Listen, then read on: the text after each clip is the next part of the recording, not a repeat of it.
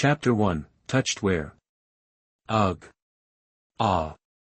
The man groaned softly, then heard the horrified scream of the woman in front of him, and everyone present froze.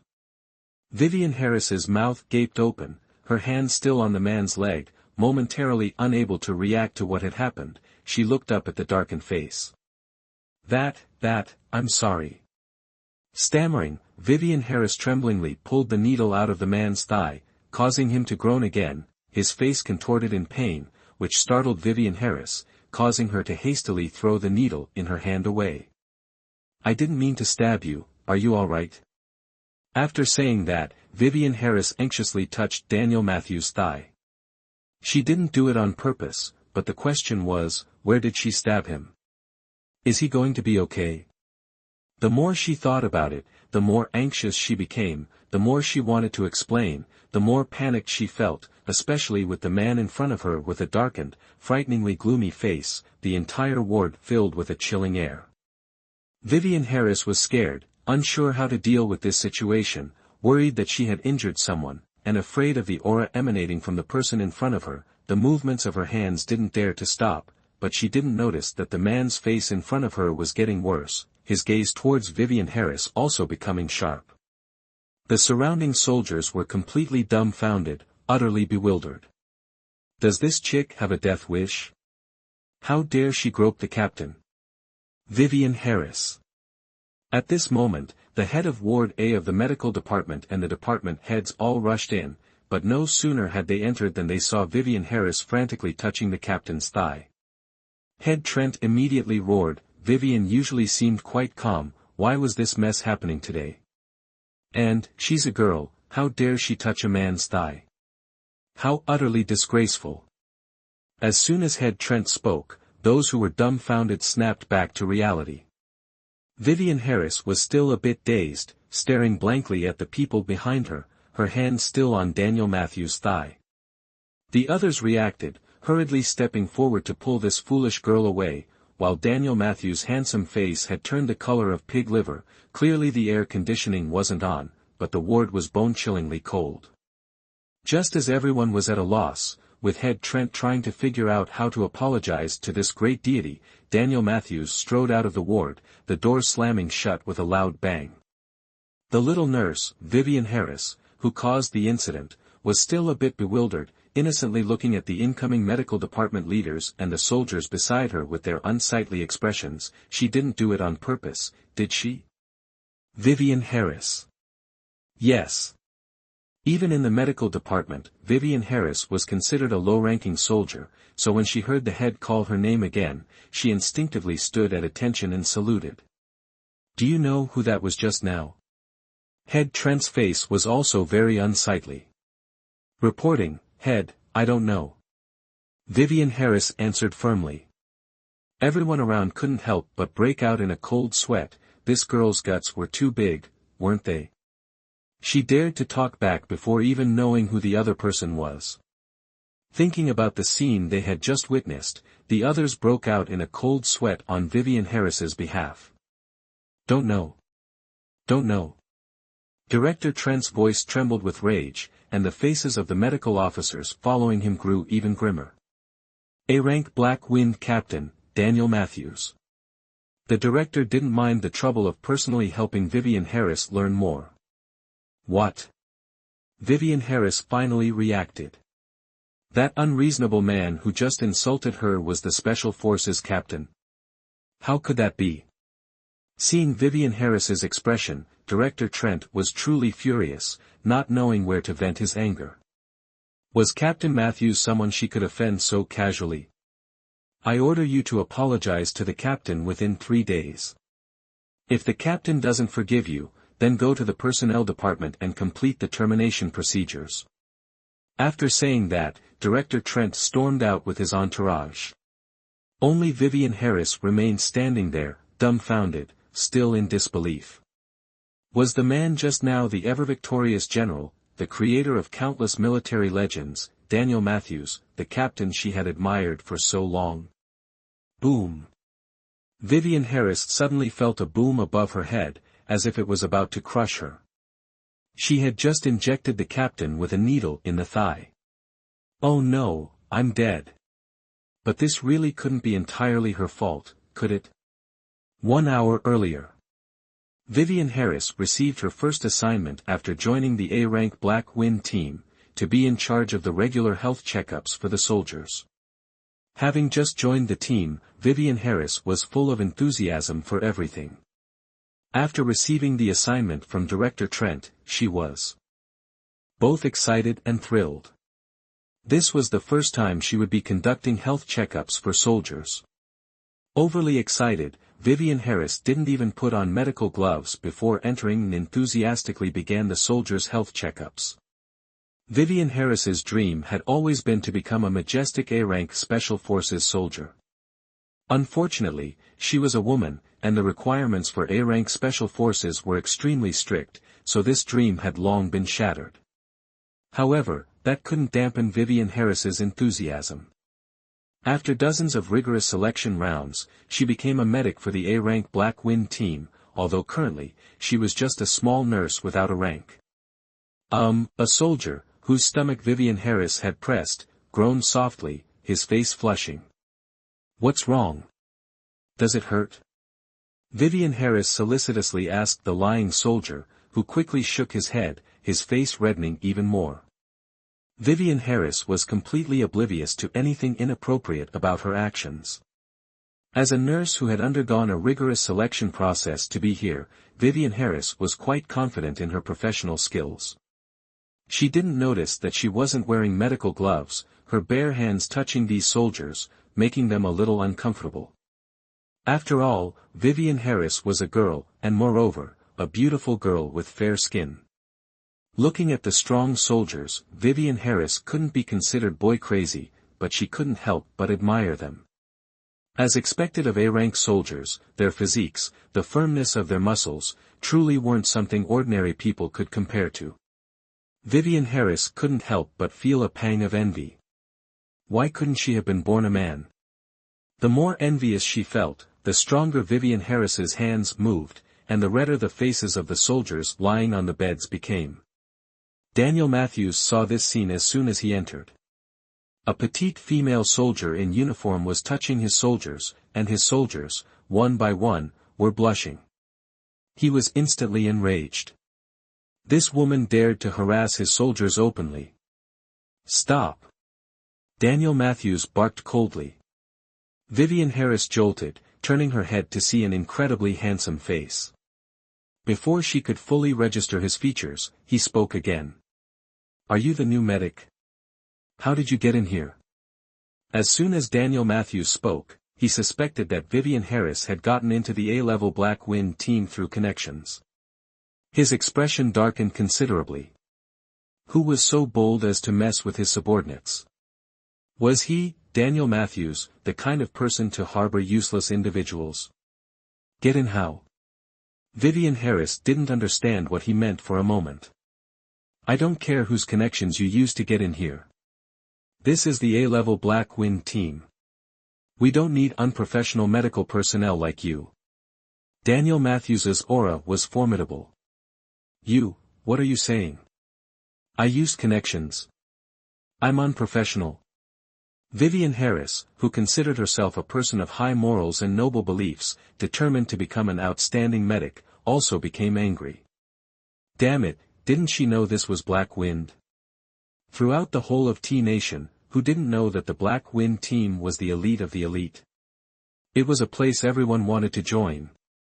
It was obvious that it wasn't easy for her to get here, yet he called her unprofessional. Do you think you're professional? Daniel Matthews coldly retorted, his gaze fixed on Vivian Harris's bare hands, devoid of medical gloves. Vivian Harris looked at Daniel Matthews's arrogant and cold demeanor, especially his contemptuous tone, and felt her lungs about to burst.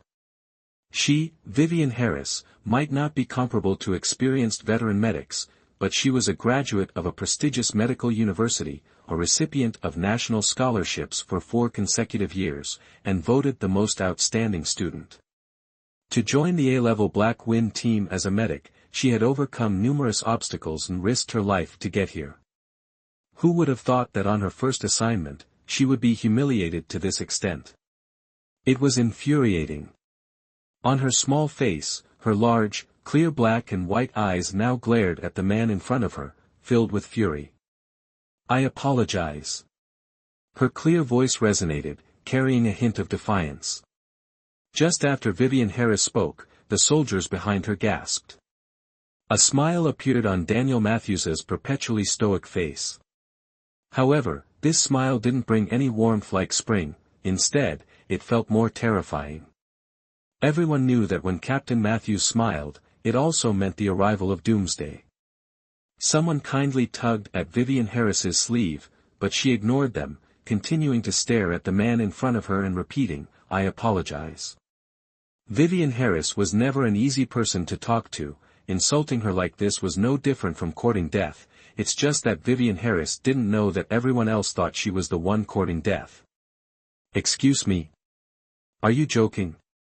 Daniel Matthews reached out and grabbed Vivian Harris's small chin, his tone mocking, the anger in his eyes burning. Slap. Vivian Harris slapped Daniel Matthews' large hand away. His grip wasn't light, making her chin sting. Stomping her foot, she yelled, "You bastard, are you going to apologize?" Gulp. Everyone gasped again. This girl was too daring, wasn't she? Did she not know who was in front of her? Daring to call Captain Matthews a bastard and jump up like that, really? The other soldiers were speechless. They seemed to have seen Vivian Harris's final days. "Who trained you?" Daniel Matthews's voice dropped ominously as he once again stepped menacingly closer to Vivian Harris. But Vivian Harris wasn't the least bit wary. The arrogance and coldness of the man in front of her fueled her anger, and she couldn't hold back any longer. "Are you even a man? What connections am I relying on? How am I unprofessional? What gives you the right to insult me so baselessly?" This time, Vivian Harris directly roared. The soldiers behind her couldn't help but pull her back, but Vivian Harris still wouldn't let go, refusing to leave. Seeing this, someone hurried to find the person in charge of the medical ward. Daniel Matthews looked at the small, now flushed face questioning him, and his anger grew. This woman, not only had she made a mistake, but she also didn't know how to repent. She was truly incorrigible. "You're professional. A professional nurse examines someone without wearing medical gloves." Daniel Matthews didn't know what was wrong with him, arguing with a little nurse. "When did I not wear gloves?" As soon as Vivian Harris finished speaking, she saw the syringe in her hand, but she really wasn't wearing gloves. Her small face flushed even redder. But seeing the mocking expression on the man's face after he caught her mistake, she couldn't calm down. So what? Can one mistake negate everything else? Can it justify saying someone got in through connections? Aren't you being too presumptuous? What gives you the right? In her anger, Vivian Harris spoke aggressively, syringe still in hand, looking quite dangerous.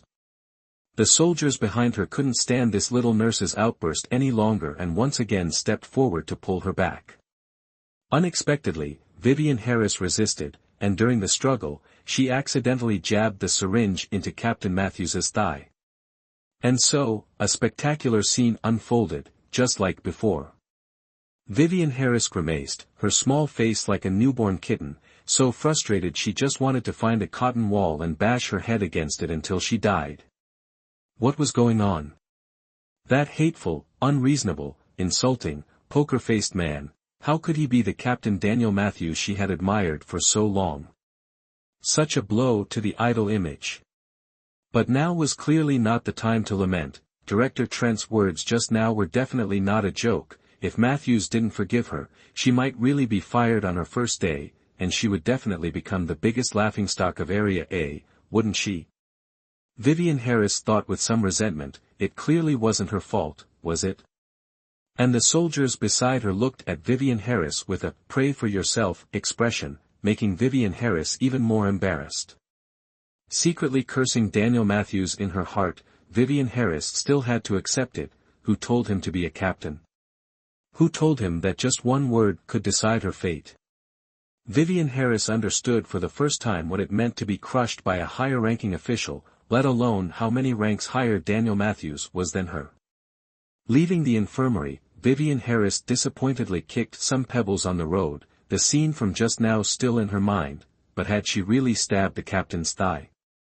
Shaking her head, then nodding, it seemed like it, looking at the man's expression just now, thinking of this, Vivian Harris felt like her death was coming. "Vivian, why are you still here? The director is looking for you."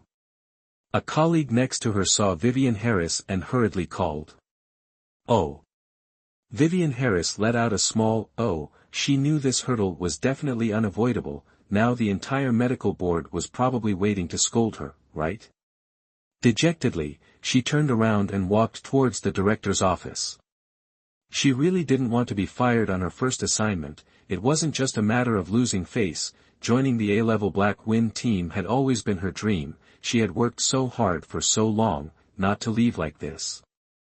Absolutely not. Vivian Harris. Do you know how many people are pushing and shoving to get here? Director Trent tapped his 5 fingers on the desk. I know.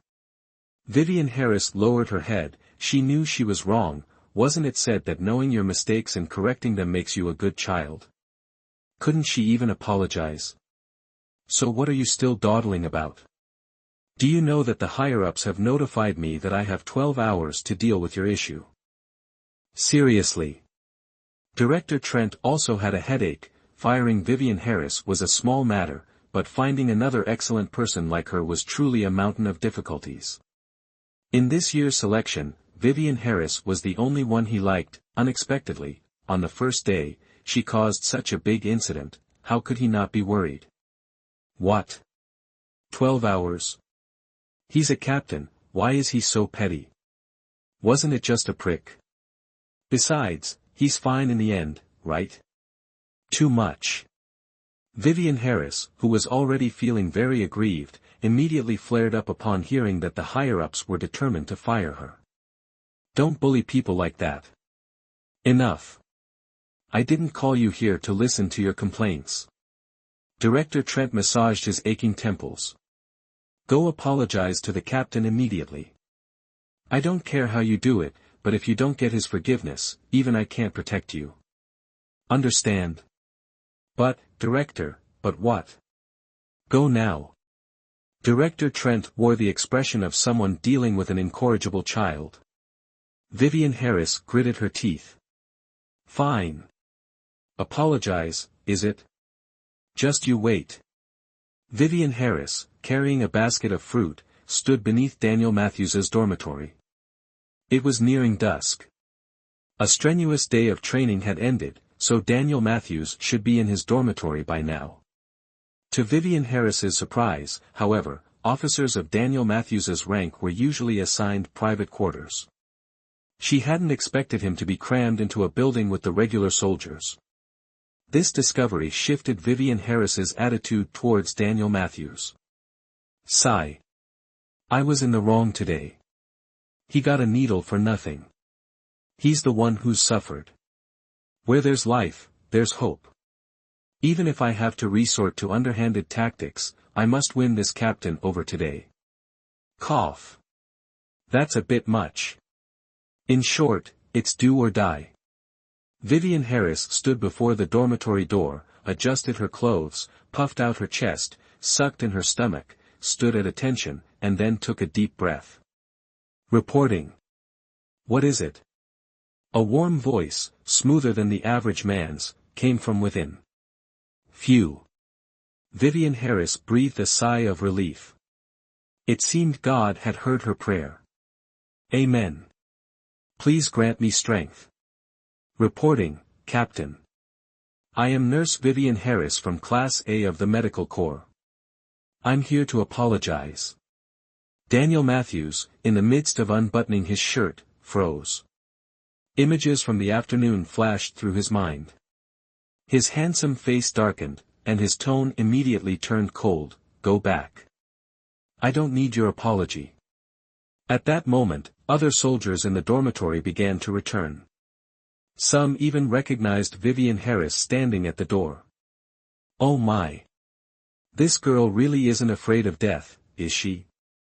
Is she offering herself up for punishment? And she even brought fruit. Rejected, Vivian Harris's expression soured. Her eyes darted around as she thought. For the sake of her future, it seemed she had to risk a desperate gamble. Captain, today's incident was my fault. I sincerely apologize and hope you can be magnanimous and forgive me. Vivian Harris raised her voice, making it clear that if he didn't let her in, she would announce it to the world. Inside, Daniel Matthews's temples throbbed furiously. This devil. Sure enough, Vivian Harris raised her voice again.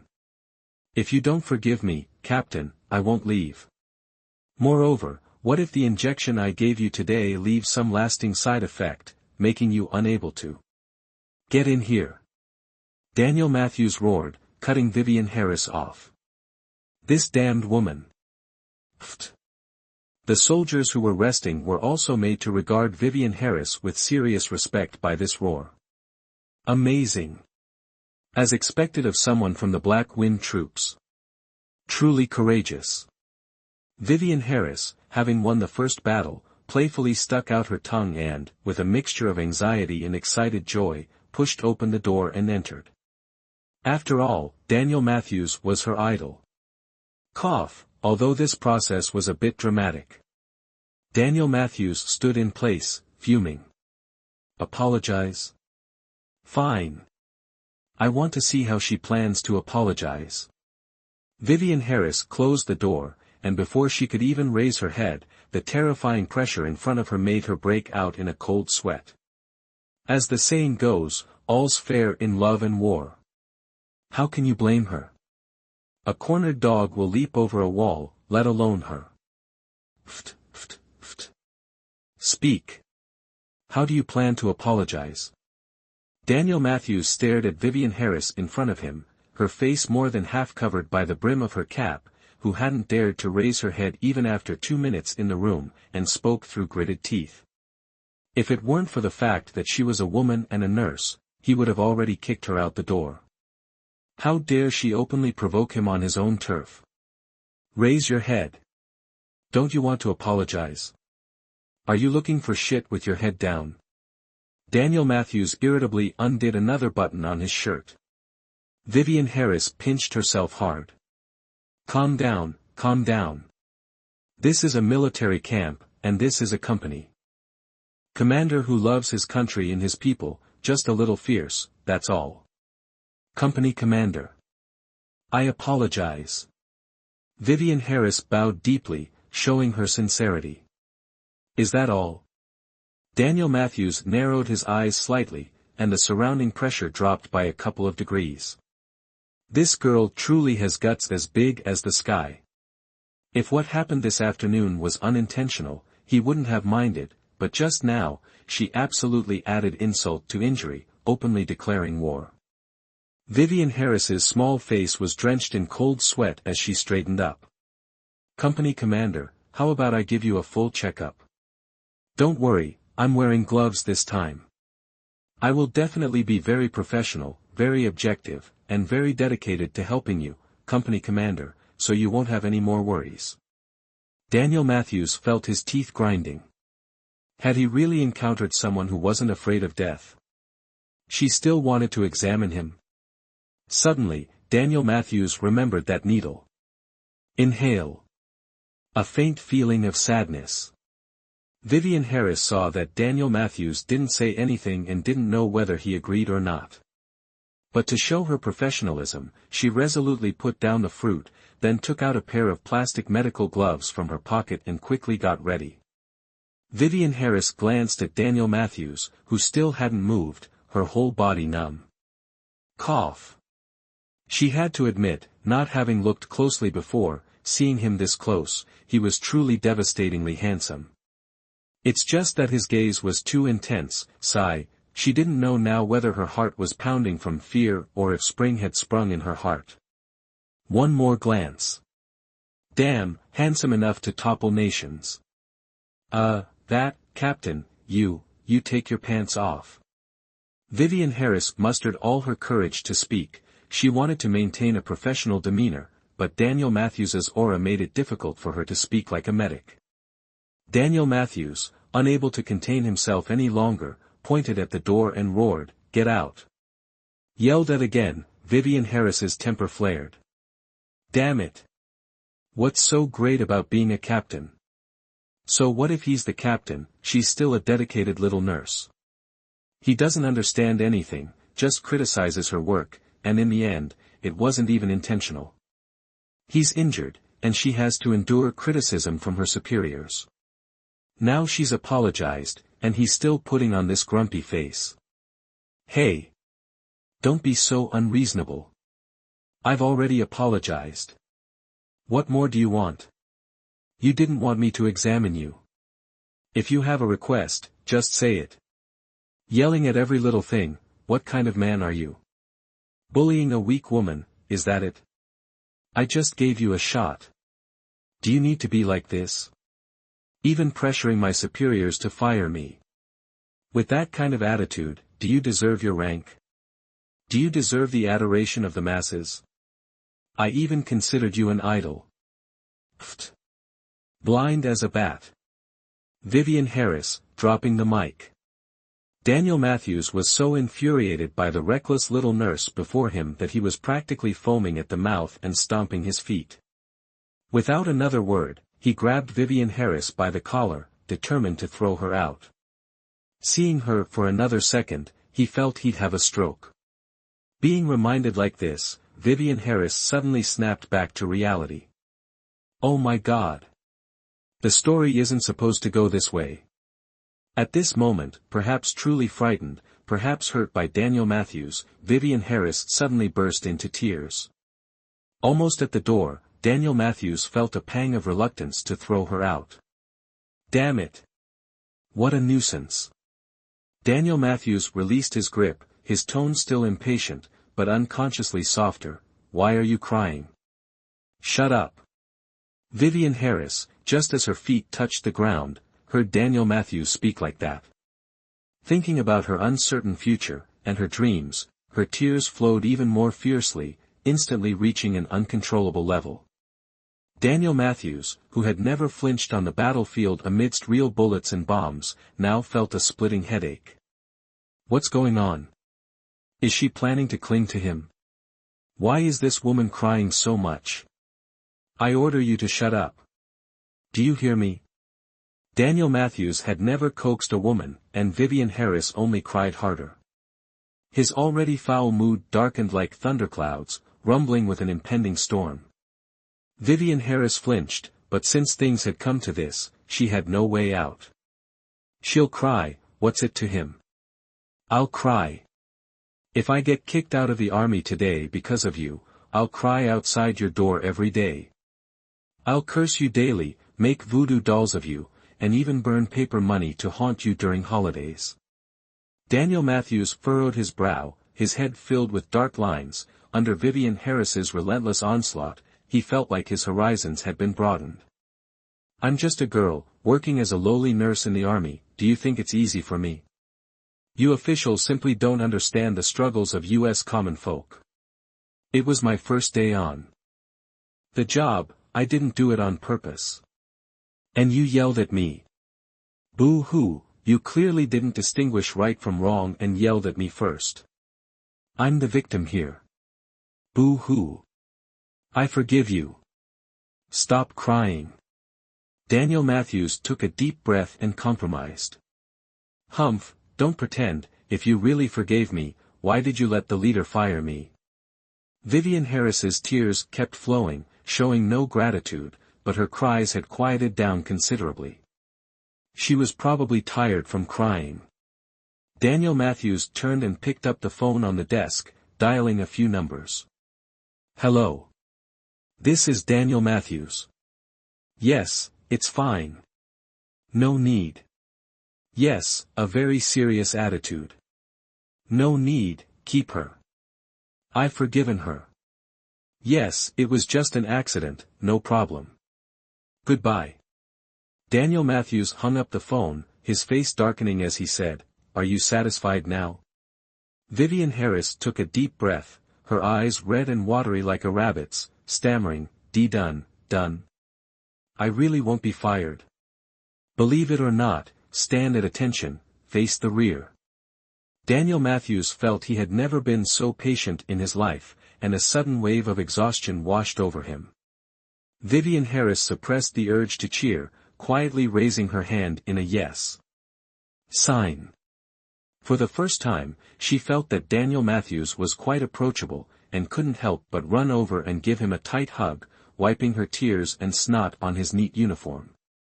Daniel Matthews was stunned by the hug, and when he came to his senses, he saw Vivian Harris, like a happy kitten, playfully sticking her tongue out at him. Then he suddenly noticed the wet spot on his uniform. Daniel Matthews clenched his fist. Vivian Harris was luckily spared. But she was still punished for not following medical regulations. In addition to copying the regulations 100 times and writing a self-criticism letter, she also received a warning, and more importantly, was demoted from assistant nurse to reception nurse. The work at the reception desk was basically unskilled, nothing more than registration and answering trivial questions, which Vivian Harris could accept, but she felt it was a waste of her talent.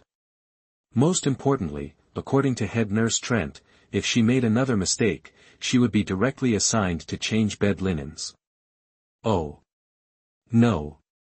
She'd rather be fired. One wrong step, a lifetime of regret. 3 days later, a hospital-wide meeting was held. The meeting was to prepare for the troops' 20 kilometers training march, which would take place in 2 days. Firstly, to announce some necessary precautions for newcomers like Vivian Harris, and secondly, to select some personnel to accompany the troops to ensure the smooth completion of this training mission. Vivian Harris felt a confusing mix of joy and sorrow. Hadn't she come here anticipating this very day? But ironically, on her very first day, she'd aroused everyone's suspicion, completely losing her competitive edge. Damn it, how could she be so unlucky? Looking at the application form in her hand, Vivian Harris hesitated to put pen to paper. Filling it out felt pointless. Head nurse Trent would never let her go, not a chance in hell. Vivian, aren't you going to fill it out? Fiona Parker, her roommate, looked at Vivian Harris with a strange expression. Everyone knew Vivian had been the most outstanding and enthusiastic of the new nurses. Well, except for that damn injection on the first day. Fiona Parker felt that Vivian Harris was not only highly enthusiastic but also incredibly gutsy. She truly admired her. Vivian Harris poked the pen at the name field, her pretty face crumpled like a scolded child. Even if I fill it out, I won't be allowed to go. Hey, that incident wasn't entirely your fault. Besides, even if you did make a mistake, you were punished, and it's on your record. I think head nurse Trent won't hinder your ambitious heart. Fiona Parker snatched the application form from in front of Vivian Harris and quickly filled in her name. Hey! What are you doing? By the time Vivian Harris tried to get it back, Fiona Parker had already jumped up and, taking 3 steps at a time, submitted the application. Fiona Parker sat back down cheerfully. Don't be sad, Vivian.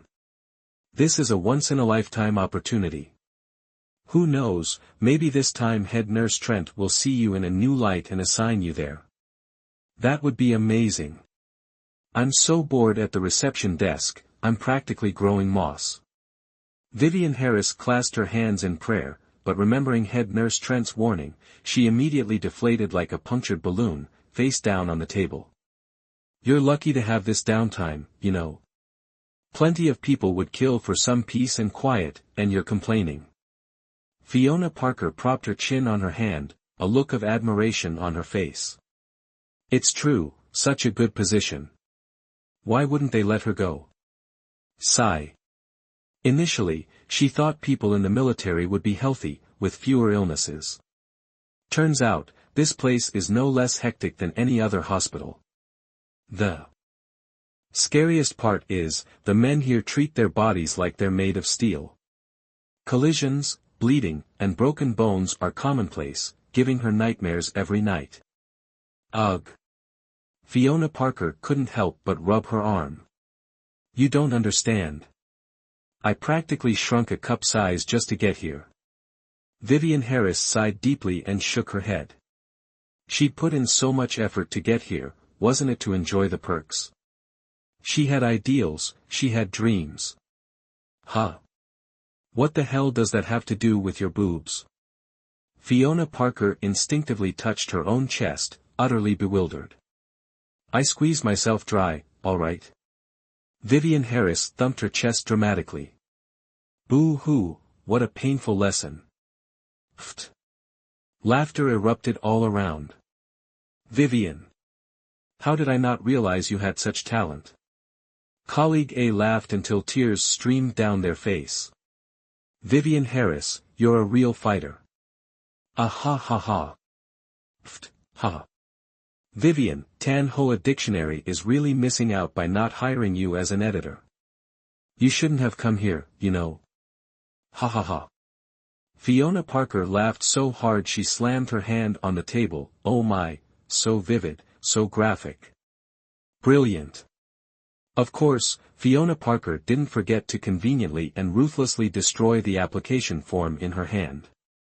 After all, she didn't want to participate in the so-called wilderness training. At night, Vivian Harris, who always slept soundly, tossed and turned, unable to fall asleep. She put on a jacket and slipped out of the dormitory. It was early autumn, the summer heat hadn't completely dissipated, and crickets could still be heard chirping mournfully in the grass. Vivian Harris listlessly tore a leaf. Her once lively, pretty face, in just a few short days, had become like a frostbitten eggplant, completely devoid of its initial enthusiasm. The military life she had once looked forward to had become bleak. For some reason, Vivian Harris stubbornly wondered if Daniel Matthews had called later to mock her. Otherwise, why would Chief Trent have mentioned transferring her on the day she returned, only to actually transfer her the next day? Why? How could he be so despicable? She had hugged him once. Even if he didn't respect Buddha, he should respect the monks. How could he, as a captain, be so petty? Furious, Vivian Harris suddenly kicked a stone at her feet. Ahead, a groan suddenly echoed. Vivian Harris froze. Oh no. She quickly retracted her foot, preparing to make a quiet escape. A figure rose from the grass.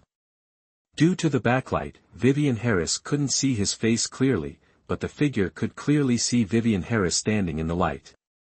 Daniel Matthews raised his head, rubbing the sore spot on his head. Was this girl a natural disaster? Vivian Harris quietly backed away. Now that she'd been discovered, it wouldn't look good to just run. Comrade, it's a starry night, huh? Ha ha ha. Starry indeed. That rock of hers must have given him stars. Are you alright? For some reason, Vivian Harris suddenly had a bad feeling. Heh, oh my, why is it suddenly so cold? Comrade, you should go back and rest early too. It's easy to catch a cold in early autumn. Heh. I'm not feeling well, I'll go ahead. Vivian Harris turned, wishing she had rockets strapped to her back. Stop. A deep, mellow baritone voice rang out. But to Vivian Harris, that sound was like a clap of thunder, stunning her. Her eyes wide as saucers, Vivian Harris didn't even dare to turn around. Damn it. That voice, she would never forget it for the rest of her life, so her first reaction was to run. Good heavens. Why are you tormenting me like this? Please, I beg you, the reception desk job is perfectly fine, I'm very content, please don't do this. Panting as she ran back to the dormitory, Vivian Harris swore she would never complain again. She absolutely must work hard and strive to push herself. She absolutely cannot fall into the same pit twice. At this moment, in the room, Fiona Parker, who was sleeping like the dead, suddenly sat up, like a resurrected corpse, then 3 seconds later, fell flat again, muttering something. Vivian Harris was drenched in sweat and cold sweat. In short, that night was truly horrifying. The next morning, the list of those selected was posted early on the medical department's bulletin board. Vivian Harris didn't have the courage to look, but Fiona Parker, like a flea, hopped into the crowd in a blink of an eye. After last night's incident, Vivian Harris had a profound realization. She believed that true gold fears no fire, and as long as she worked hard, Lady Luck would surely not mistreat her. Just as Vivian Harris was about to return to her reception desk, Fiona Parker came screaming out of the crowd, as if she had won $5 million. Fiona Parker. Are you crazy? Vivian Harris was startled by the girl's loud yell, nearly falling flat on her face. Fiona Parker ran over, hugged Vivian Harris tightly, and then screamed with joy. I knew it, I knew it. You were chosen, you were chosen. Good heavens, is this the prototype of a bomber? At this moment, Vivian Harris really wanted to slap this girl, but after hearing the second half of the sentence, she also revealed an expression of unbelievable surprise. Really? How is that possible? How is that possible? What a surprise. If you don't believe me, go see for yourself. With that, Fiona Parker pulled Vivian Harris into the crowd. Make way, make way. Fiona Parker pointed at Vivian Harris's name on the bulletin board, her face excited. See? Ha. Vi. Neen. 3 big characters like that. Vivian Harris rubbed her eyes, good heavens. She was actually chosen. There were only 3 classes participating in the drill, and only 6 spots, yet she was chosen. Is this a dream? Vivian Harris hurriedly grabbed Fiona Parker's shoulder. Fiona, quick. Pinch me, I'm dreaming, aren't I? Slap. Fiona Parker didn't hesitate at all, she even gave Vivian Harris a hard slap. So. Not a dream, huh? Vivian Harris held her face, it hurt. There must be a handprint. All right. It seems to be real. Turning around, Vivian Harris roared, Fiona Parker, you lunatic. If you don't let me hit you back today, I'll eat you alive. Fiona Parker turned and ran, damn. Help, the originally orderly medical department suddenly became noisy. Vivian, Director Trent asked you to come to his office. Yes. I'll go right away. Vivian Harris hurriedly put down the registration book. She had only been working for 15 minutes and was already called. Why? Vivian Harris only needed to use her toes to figure it out. Hee, as expected, sincerity prevails. Heavens, you truly have eyes. Hashtag chapter 11, trouble again except for Fiona Parker's slap today, which was really unnecessary. Humph. Just wait, when I get home today, I'll deal with that little girl properly. Report. Come in. Chief Trent sat upright in his chair. Do you know why I called you here? I know, thank you, Chief, for trusting me. For giving me this opportunity. Rest assured, Chief, this time I will definitely live up to your expectations and complete this mission excellently. Vivian Harris had a touched expression. Chief Trent stared at Vivian Harris, implying that if she caused any more trouble this time, he would definitely not let her go. Vivian Harris immediately raised her hand in salute and said seriously, I swear on my future, I will absolutely live up to the Chief's trust. Otherwise, I will pack my things and leave myself. Chief Trent nodded in understanding. Very good. Go to work. You must remember, you are not only a nurse, but also a soldier. Understand? Understood. Rest assured, Chief, I will resolutely obey the orders of my superiors and eliminate shameful individualism. I guarantee I won't embarrass you, no. I guarantee I won't embarrass our medical corps. Vivian Harris guaranteed as if it didn't cost money to buy. Chief Trent's face twitched unnaturally. Why did he feel even more worried after hearing these words? And speaking of which, didn't he deliberately cross her name off yesterday? Why was her name on the staff list today? Who added her name? Most importantly, the staff list has already been reported to the higher-ups. He couldn't correct it even if he wanted to. Chief Trent couldn't help but sigh, go. Gather at the training ground at 4 a.m. tomorrow morning. If there's anything you don't understand, ask Sarah Wong in your group. Yes, sir. Vivian Harris felt her spring had come again.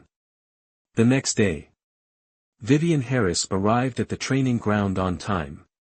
It must be said that although they are all soldiers, the people of this A-level Black Wind unit are truly a world apart from other units. Even their spirit is particularly attractive, their movements are neat, and their posture is imposing.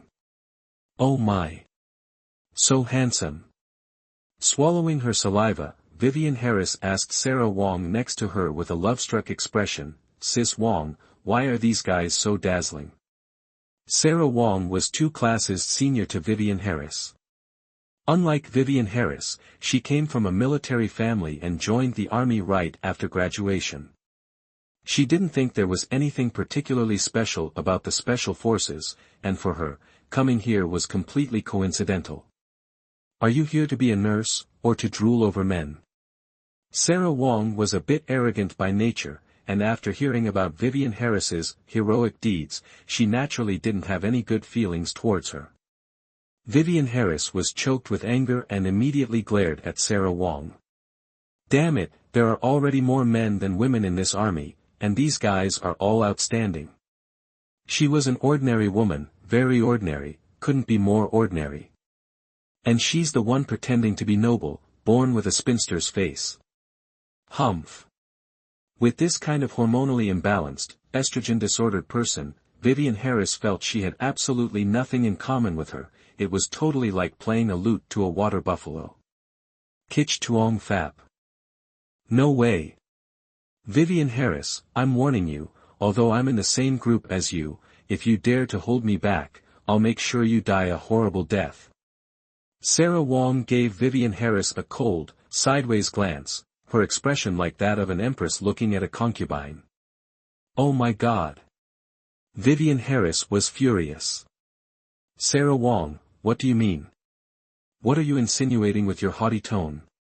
Have you grown extra eyes on your face? Can you stop being so annoying? You. Sarah Wong was so angry she couldn't speak. It must be said that Vivian Harris's barrage of words was truly devastating. Hashtag chapter 12, the salted fish flips and sticks to the pan, who do you think you are?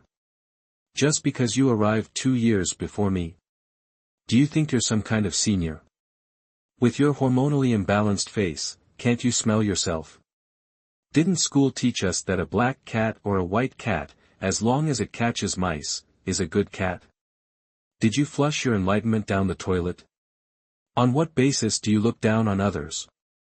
Vivian Harris put her hands on her hips, her mouth as sharp as a machine gun, fully firing, entering bombardment mode. Sarah Wong's face turned all shades of the rainbow, the grudge between them snowballing into an enormous size in an instant. At this moment, the instructor on the truck, not seeing the 2 nurses get on the vehicle after a long while, yelled angrily, "What are you 2 doing? Planning to walk? Do you want me to report to the captain and have him sort you out?" Sarah Wong took several deep breaths, finally recovering from Vivian Harris's barrage of words. Letting out a cold laugh, she left Vivian Harris to get on the truck by herself. She's just a fledgling, no need to argue with her here, it's embarrassing. Humph humph, to deal with someone, you don't rely on your mouth. Vivian Harris raised her head, the very picture of arrogance after turning the tables. Little brat. If I don't teach you a lesson, you'll really think you're a rainbow. However, before Vivian Harris could get on the truck, Sarah Wong used her bag to occupy Vivian Harris's spot. The military truck was already high, and with Vivian Harris's natural build, there was no way she could climb up on her own. Vivian Harris wanted to ask the soldier inside for help, but seeing Sarah Wong's smug face, she couldn't swallow this anger. Damn it! Does she think I'm out of options? Humph, if I don't sit, I don't sit, what's the big deal? Tightening the straps of her backpack, Vivian Harris turned and opened the passenger door of the truck, then angrily said to the person inside, "Move over." The driver was stunned for a moment, then said, You're supposed to sit in the back. I want to sit here." Vivian Harris squeezed inside, using her small size to her advantage, successfully wedging herself in, then slammed the door shut. "You really can't sit here." Driver Charles Thompson felt every pore on his body stand on end, sweat pouring out. Does this girl have a death wish? How can she disregard organizational discipline like this? Vivian Harris shuffled towards the window, creating a large empty space. "Don't worry. I'm skinny, won't take up much space. It's all soldiers here, no need to be so formal. Drive." But, driver Charles Thompson's hands slipped slightly on the steering wheel, but, the captain's face was terrifying. Only soft breaths could be heard in the silent cabin. Captain Matthews," Charles Thompson glanced at his wristwatch, it was time to depart. If they didn't leave, the drill would be delayed. "Drive." Daniel Matthews said coldly, his stern face clearly conveying, "You're dead." That voice made Vivian Harris's entire body go limp, almost sliding under the seat. Oh, no. Before Vivian Harris could regret her actions, Charles Thompson quickly started the truck, turned it around, and drove off. Vivian Harris's tears flowed freely. Hoo-hoo, she had hoped to use this training session to turn things around, but now she was screwed. Vivian Harris pressed herself against the truck door, half her backside numb with pain, but she didn't dare move a muscle, not even breathe too loudly. Charles Thompson, the driver beside her, could only shake his head helplessly. Chapter 13, Earth-shattering events. He had been driving for so many years in the army, this was the first time he had seen a nurse following him dare to sit in the passenger seat so arrogantly, and most importantly, beside him was the famous iron-faced king of hell of the army. Had the sun risen in the west today? Daniel Matthews remained silent, but his icy gaze repeatedly swept over Vivian Harris. Very good, very good. Just like her, only she could pull off something like this. Seeing how vehemently she had cursed earlier, it seemed that her crying and pleading the other day were all a lie. Humph. Does she think she's better than everyone else? Daniel Matthews felt this girl must have bird droppings in her brain, her whole face reeked of bullshit. Vivian Harris felt suffocated, as if a knife was slicing through her flesh. But she didn't dare look up, because what terrified her even more was that last night she had hit and run. Already guilty, now her sins were piling up, she was doomed. Had she encountered Huang Shiren? Hoo-hoo. She wanted to die. The soldiers in the back held their breath, watching the drama unfold. They couldn't believe Captain Matthews hadn't kicked her out of the truck. Who was this goddess? The instructor, also holding back a torrent of words, couldn't help but speak up. Sarah Wong, is she new? How impudent. Sarah Wong replied coldly, her. She's the one who gave Captain Matthews that shot the other day. Huh. That girl? The soldiers in the vehicle spoke in unison, remarking how familiar this imposing atmosphere felt. Silence. Do you all want a beating? The drill instructor glanced nervously behind him, afraid of unexpectedly seeing something he shouldn't. The soldiers immediately sat up straight, acknowledging the seriousness of the situation. But with such earth-shattering news, stopping a group from gossiping was as difficult as ascending to heaven. Someone muttered softly, how many kilometers do you think the captain can endure? I bet that girl will be scared shitless. Wrong. Wrong. Wrong. The captain will definitely execute her by slow slicing. Shoo. The drill instructor will yell again in a moment. Drill instructor Mark Langston coughed, still curious, Nurse Wong, why were you two arguing? In his impression, although Sarah Wong wasn't very talkative, she was always polite. He had never seen her lose her temper with anyone. Sarah Wong silently turned her head away, refusing to answer the question. Why? In Sarah Wong's view, someone like Vivian Harris simply wasn't qualified to participate in this training. More importantly, she was assigned to the same group as her, a fact she couldn't accept. This march training was designed to hone the soldiers' wilderness survival and teamwork skills. Therefore, compared to previous exercises, the terrain presented a significant challenge. After a stretch on the highway, the vehicle entered a national road, and the ride became bumpy. Vivian Harris, normally not prone to motion sickness, likely due to immense mental pressure, began to feel queasy. Nausea welled up, draining the color from Vivian Harris's small face. But she didn't dare ask them to stop, even though she was unaware that the passenger seat was off-limits. She knew that if this training session was delayed because of her, Daniel Matthews would undoubtedly tear her apart like Yenching preserved vegetables. "Stop the vehicle." Daniel Matthews' voice boomed like thunder. "Huh?" Charles Thompson, the driver, hadn't yet recovered. Due to the difficult road conditions, they were already half an hour behind schedule. #### Chapter 14, Get Out. "Stop the vehicle." Daniel Matthews frowned. In fact, as soon as they entered the mountain road, he had noticed Vivian Harris seemed carsick. But to wear down her arrogance, Daniel Matthews was determined to watch her suffer, until he suddenly saw Vivian Harris on the verge of losing control. Damn it, if she actually vomited, he wouldn't be much better off. "Yes, Captain Matthews." Charles Thompson hurriedly stopped the vehicle after navigating a sharp turn. By now, Vivian Harris was overwhelmed by the intense nausea. Clearly wanting to jump out of the vehicle, she still managed to say, "Ugh. Ugh. I'm fine. Ugh." For the first time in his life, Daniel Matthews felt this irritated. His thin lips pressed together, he quickly leaned over Vivian Harris, opened the door, and shoved her out. The truck, already towering over normal vehicles, made Vivian Harris desperately need to fart, and with Daniel Matthews' shove, the urge to vomit threatened to erupt from her nostrils. The driver held his breath in fear, but thankfully, Daniel Matthews didn't intend to throw Vivian Harris off. He pulled her back just as she was about to fall. Jolted by the push and pull, Vivian Harris was completely disoriented, and with a retch, she vomited up last night's dinner. A pungent, sour smell immediately permeated the air.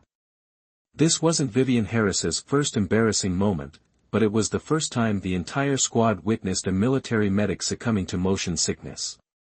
In an instant, countless curious heads popped out from the back of the truck. Damn.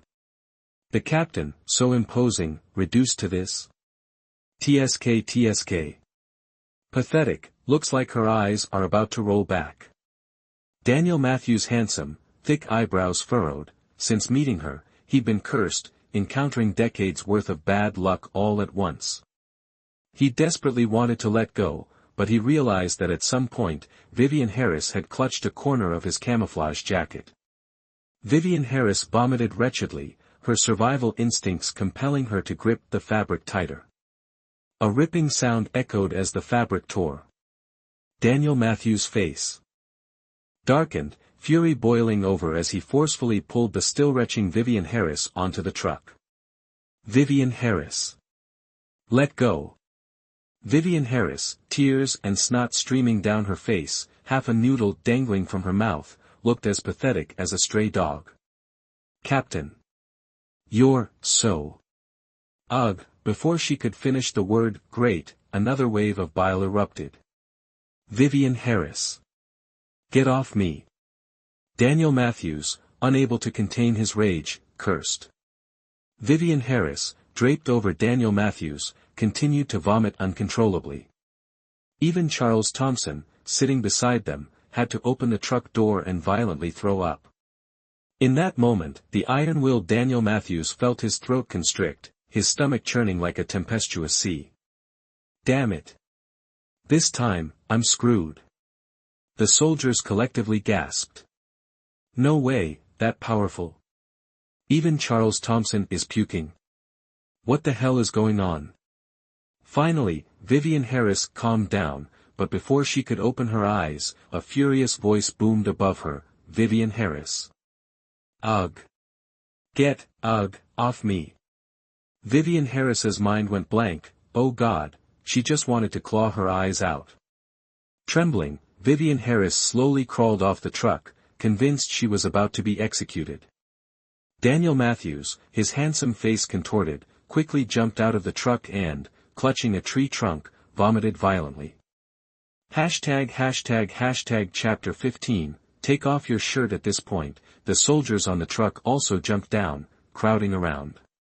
"Captain, are you all right?" Mark Langston stepped forward, patting Daniel Matthews on the back. "Daniel, are you okay? Get out of my way." Daniel Matthews, a veteran of decades in the military, had never been so humiliated. No. Including that time, this was the second time. Ugh, this girl isn't just good at infuriating people, her talent for making people nauseous is also honed to a supernatural level. On the other side, Vivian Harris was also in a fluster, her legs trembling from excessive vomiting. What to do now? Vivian Harris fumbled through her belongings, then detached her water bottle, stumbling as she offered it to Daniel Matthews. "Captain, I'm sorry, I'm so sorry, please rinse your mouth, rinse your mouth." Daniel Matthews swatted away the water bottle Vivian Harris offered, glanced at her, then bent over and vomited violently again. "Damn it, someone get this thing off of me." "Hey. Daniel Matthews, you're not seriously like this, are you? Since when did you get carsick?" Mark Langston was digging his own grave. "Mark Langston. Your leave request is denied." Daniel Matthews, eyes bloodshot from vomiting, ripped off his uniform, now stained with Vivian Harris's vomit, and threw it directly onto Mark Langston's head. "Give me your shirt." "Whoa. Daniel Matthews, are you crazy?" Mark Langston immediately lost his composure, not because of the sour smell on the shirt, but because Daniel Matthews had just denied his leave request. "Take it off now." Daniel Matthews felt like he was going insane. "Why? I won't take it off." Damn it, he refused to be coerced except on his days off. "Are you going to take it off or not?" "No. It's got nothing to do with me." Mark Langston threw Daniel Matthews's foul-smelling uniform on the ground and turned to leave. Daniel Matthews gritted his teeth in frustration. "Captain, wear mine," Vivian Harris timidly offered her shirt. "It's a large size, you have such a good physique, it will definitely fit." Daniel Matthews looked at the offered clothing, then glanced at Vivian Harris, who was now bundled in layers, her outer jacket emblazoned with a giant yellow sponge. For some reason, he found it so garish that his face twitched. Who the hell let this bizarre flower in here? Shoving Vivian Harris aside, Daniel Matthews roared at the soldiers peering out from the truck to watch the commotion. "What are you looking at? Get back in the truck. Charles Thompson, are you done vomiting? You have 10 seconds to start driving." A flurry of movement followed, everyone scrambling back onto the truck without delay. Even Vivian Harris, the culprit of the incident, was helped onto the truck by a kind soldier. No way, she wouldn't dare be in the same space as Daniel Matthews again even if she had 10 lives. Soon after, the truck arrived at its destination. Daniel Matthews, his face grim, assembled the squad. Vivian Harris stood at the edge of the formation, barely daring to breathe, afraid of setting off another explosion. The 12-person platoon was divided into 2 squads, with Vivian Harris and Sarah Wong each in charge of one. Because Sarah Wong harbored resentment towards Vivian Harris, she withheld a great deal of crucial information from her. Fortunately, after that earth-shattering vomiting incident, Vivian Harris regained her composure. Relying on her wit and thorough preparation, she managed to pull through, more or less. After 2 kilometers, they reached the climax of the march, traversing a mountain equivalent to a 10-kilometer trek. This was the crux of the exercise. It wasn't just a long-distance training session, it was a combined field mission, incredibly demanding.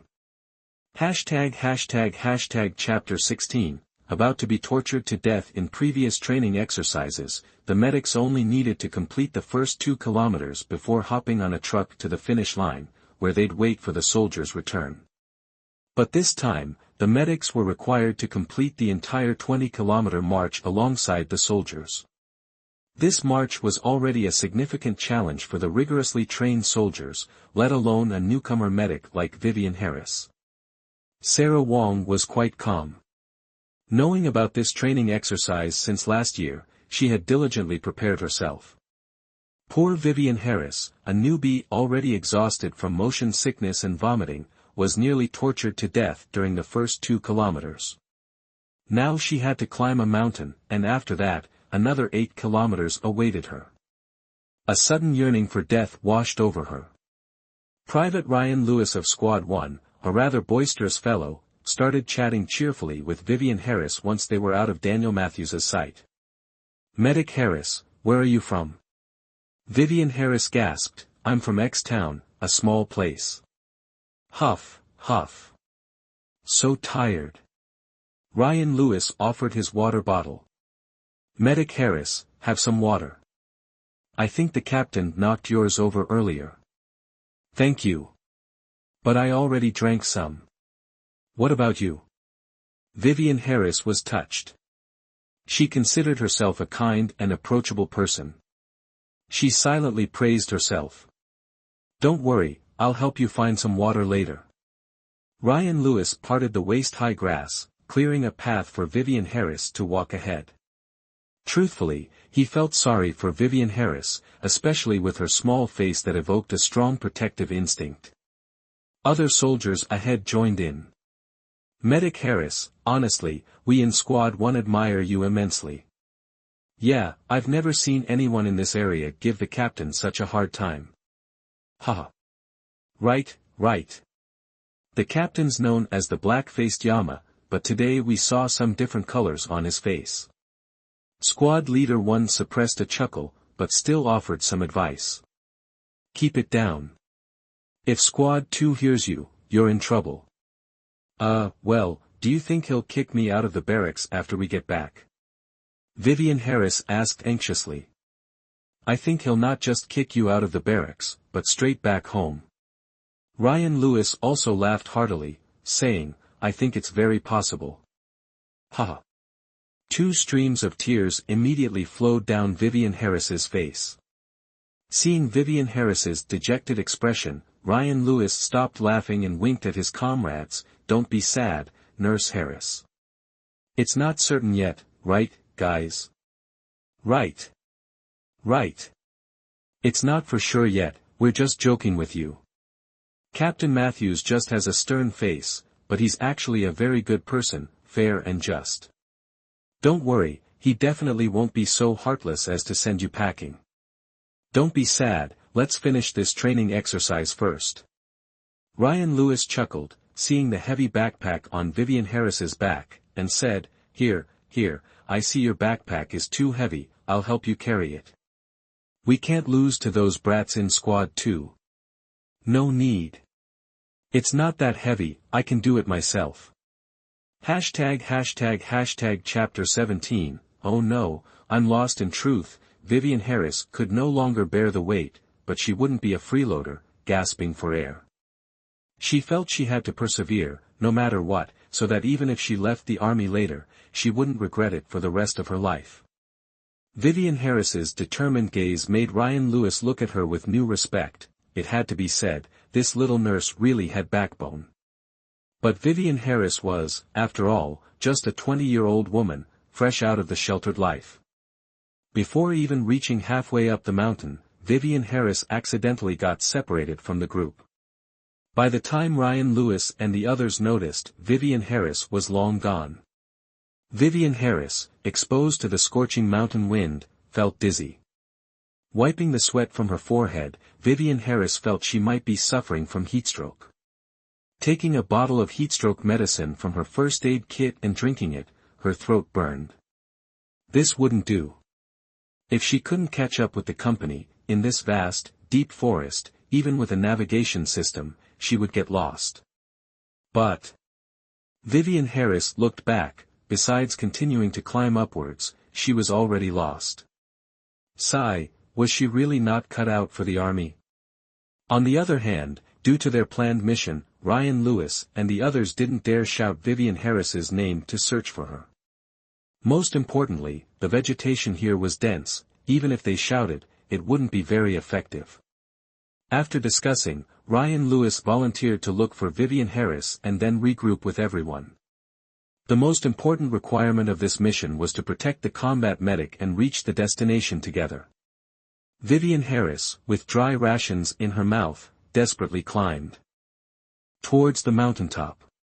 She was always one who refused to give up, and it was this unwavering belief that allowed her to stand out from the crowd and join the A-level Black Wind team.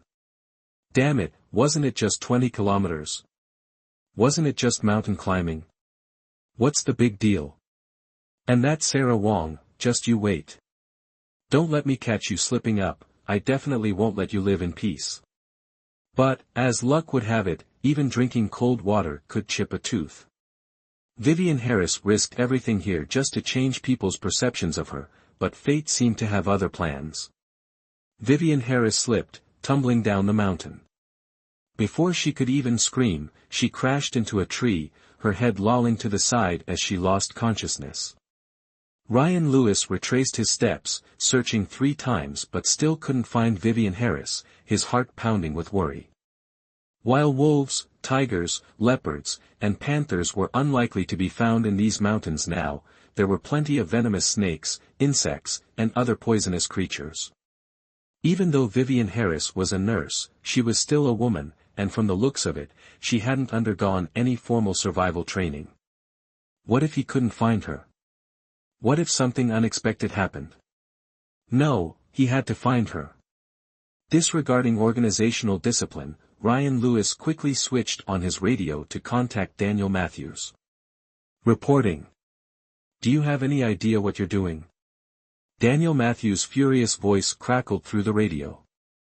Captain Matthews, I know I've violated training protocol, but right now, a life is at stake, sir. Ryan Lewis paced anxiously. What happened? Daniel Matthews glanced at his watch, a sense of foreboding washing over him. We've lost Nurse Harris. I've retraced our steps 3 times, but I can't find her. What the hell are you doing? You can't even keep track of one extra person. If this were a real battle, without a medic, you'd all bleed to death. Hashtag chapter 18, that damned girl, never a moment's peace. Daniel Matthews' heart felt like it was in his throat. How could someone just vanish? That damned girl, couldn't she ever give anyone a moment's peace? Mark Langston, who was nearby, overheard the conversation. Daniel Matthews, call headquarters. They all have GPS trackers. She'll be fine. Daniel Matthews paused, then spoke into the radio. Ryan Lewis, I order you to rejoin your unit immediately and reach the designated rendezvous point within the allotted time. That's an order. But Captain, what about Nurse Harris? That's an order. Daniel Matthews immediately ended the call and then contacted headquarters. After obtaining Vivian Harris's exact location, he and Charles Thompson drove to the base of the mountain. Mark Langston saw Daniel Matthews grab a training pack from the vehicle and quickly stopped him. Are you crazy? You're going to look for her yourself? What else am I supposed to do? Leave her out there. Daniel Matthews looked at the rapidly changing clouds overhead, his worry deepening. But you can't go alone. Headquarters said they're sending support. You have your own responsibilities. Mark Langston and Daniel Matthews were close. In his opinion, while the young nurse needed rescuing, Daniel Matthews, as the captain of the A-level Black Wind team, had no reason to personally risk this mission. By the time help arrives, that damn girl will be pushing up daisies. Daniel Matthews, exasperated by her knack for trouble, decided to handle the situation himself to avoid further complications. Then I'll go with you. Mark Langston grabbed his training bag from the vehicle as he spoke. You and Charles Thompson go to the designated location and await further instructions. Daniel Matthews calmly issued his orders. No, I'm her trainer, I have to go with you. Mark Langston was equally determined. Mark Langston, don't make me say it twice, obey the order. Daniel Matthews turned and walked away without looking back. Mark Langston angrily threw his bag to the ground. Damn it, does he even realize it's almost nightfall? Charles Thompson, standing beside him, offered a knowing look. Coach Langston, I don't think it's a big deal. Honestly, this is the first time I've seen Captain Matthews show this much concern for a woman. Charles Thompson's words struck Mark Langston like a bolt of lightning. Mark Langston watched Daniel Matthews' rapidly retreating figure, a smirk playing on his lips. Charles Thompson, why do you think Daniel Matthews didn't just kick her out of the car in the first place?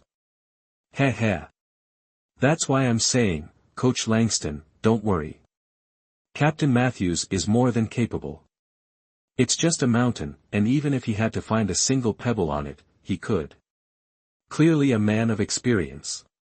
A man only truly dedicates himself to two things in life, power and a woman who captures his attention. Heh heh. Something interesting is definitely going on. Dusk had settled. Daniel Matthews' annoyance with Vivian Harris had transformed into deep concern. To strengthen the signal and pinpoint her location, Daniel Matthews scaled a towering tree, hand over hand, until the device in his grip registered optimal reception. Once he had a precise fix, Daniel Matthews swiftly moved in the direction indicated by the device. The mountainous terrain, initially chosen for its challenging nature for the field training exercise, now presented a significant obstacle. As twilight deepened, Daniel Matthews pressed on, scrambling over jagged rocks. He refilled his water bottle, ate a handful of rations, and continued his relentless search. #### Chapter 19, Daniel Matthews, Save Me. About an hour later, Daniel Matthews reached the location where Vivian Harris's signal had originated. Vivian Harris. Vivian Harris, Daniel Matthews combed through the waist-high grass, desperately searching for any sign of the foolish girl. But after expanding his search radius to 5 meters, his worst fears were realized. Vivian Harris had vanished, and crucially, the device's indicated location remained unchanged. Searching again, Daniel Matthews discovered a small, red and black circular device on the ground, his teeth grinding in frustration. That idiot. Wait, that color isn't right. Red? No, that's blood.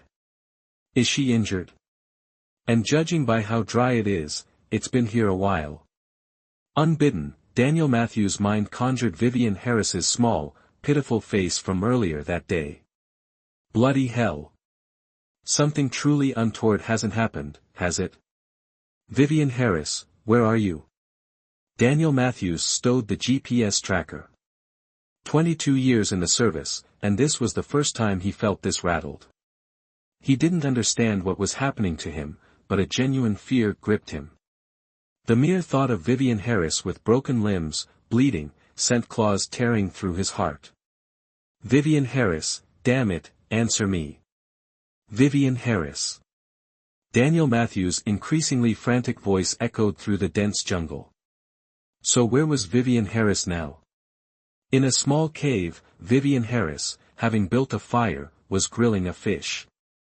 Indeed, while Daniel Matthews was worried enough to burn the whole forest down, she, injured, bleeding, and exhausted, had managed to catch a fish after crawling through the jungle and decided to rest and recover before continuing. Then, seeing the darkening sky, she found this cave and abandoned the idea of venturing out alone. While she had truly looked forward to this training exercise, there's always hope while alive, death is the end. She wasn't afraid of death, but one should die at the right time and place, right? Besides, she was genuinely lost and couldn't find her way out. She didn't want this either, alright? Having finished the fish, Vivian Harris, unable to reach the wound on the back of her neck, could only wipe away the blood with gauze. In the firelight, Vivian Harris's pretty face was now streaked with grime. She finally understood why she couldn't cut it as a special forces soldier. Everyone had their strengths, and hers, well, after today's events, she'd probably have to pack her bags and leave. Oh. Right. Vivian Harris hastily retrieved the sour-smelling shirt from her backpack. Yep, no mistake, this was Daniel Matthews' uniform, and her earth-shattering masterpiece. Ugh, the smell was truly revolting. Vivian Harris felt a wave of nausea rising. Slapping herself, she fought the urge to chuck the uniform, determined to wash it. There was a small stream nearby. Flashlight in hand, Vivian Harris diligently washed the clothes by the stream. The mountain water, unlike tap water, was bone-chillingly cold. Before she was finished, her hands were numb and bright red. Breathing on them, she gritted her teeth and continued. Back in the cave, Vivian Harris found some branches to hang the clothes on. It had to be said, Daniel Matthews' dirty uniform was now proving quite useful. The cave wasn't large, and the hanging uniform served as a makeshift screen. Vivian Harris stared at the uniform, lost in thought. Sigh, #### Chapter 20, I must find her quickly. Captain Daniel Matthews. I'm so sorry. I didn't mean to. Can you please forgive me, just one more time? I guarantee I'll stay at least 10 feet away from you from now on, and I'll definitely work on getting stronger and improving my physical fitness. Shivering and hugging herself, Vivian Harris's eyes welled up again. Wah! Daniel Matthews. Please come save me. I'm so scared. The sky finally turned completely dark. Daniel Matthews leaned against a tree trunk, his handsome face taut with worry. Damn it! Where could she be? She was injured, wasn't she? How far could she have gone? Or did she fall into some hole because she was too badly hurt? Daniel Matthews took out his communicator and stared at the blinking indicator light. Strange, why hasn't command contacted me yet? Is it a signal problem? No. I have to find her quickly. After walking for another half hour, relying on years of experience, Daniel Matthews found a water source. Daniel Matthews crouched by the stream, his short hair soaked with sweat, his expression serious. His sharp features, combined with his impressive uniform, made even the simple act of wiping his mouth after drinking water captivating. Just then, he noticed a faint light in the distance. Vivian Harris? Daniel Matthews shouted, Vivian Harris. Is that you? Vivian Harris, inside the cave, startled, sat up straight. Daniel Matthews? It really is Daniel Matthews. Yes. He really came to save her. Vivian Harris quickly pulled back the clothes covering the cave entrance and yelled excitedly into the darkness, I'm here. I'm here. Daniel Matthews, I'm here. Vivian Harris, stay right where you are. Move a muscle, and I'll swallow you whole. Though his words were harsh, seeing Vivian Harris alive and calling his name, Daniel Matthews's worried heart finally settled.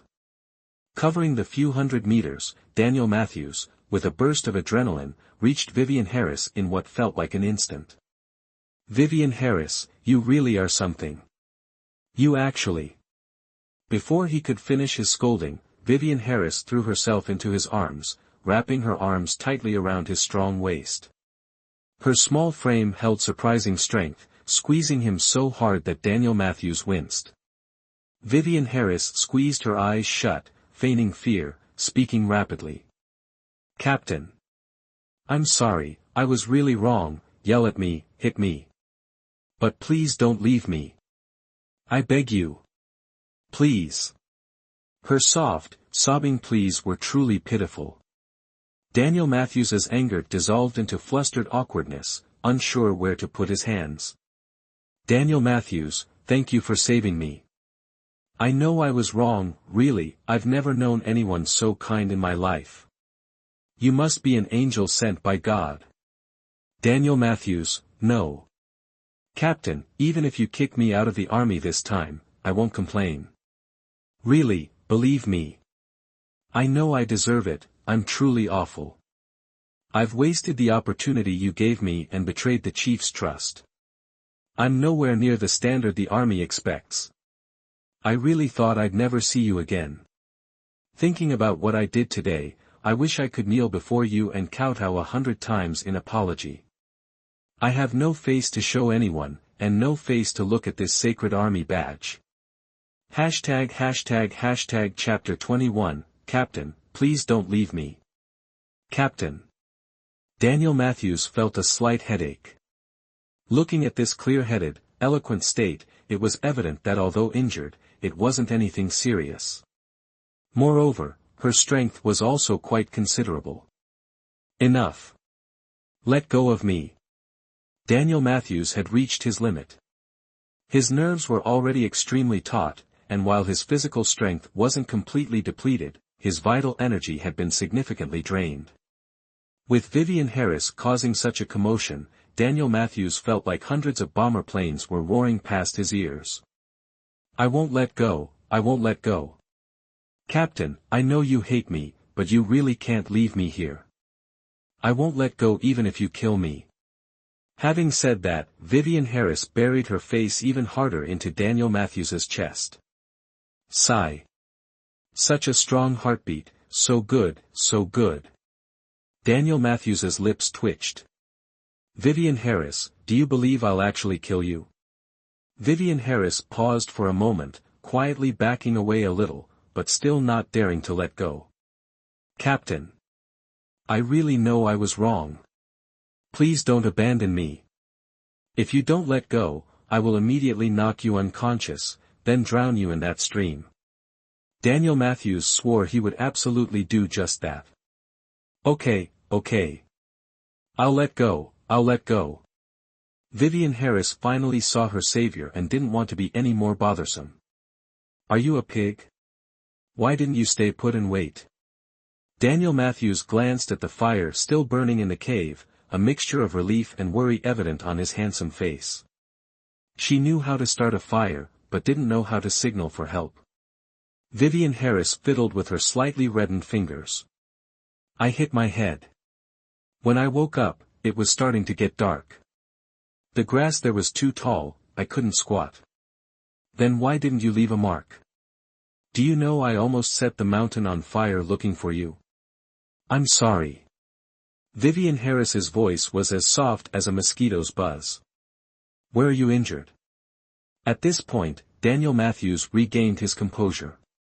As long as she was all right, that was all that mattered. Vivian Harris hurriedly pointed to the back of her head, her voice even softer. Here, here.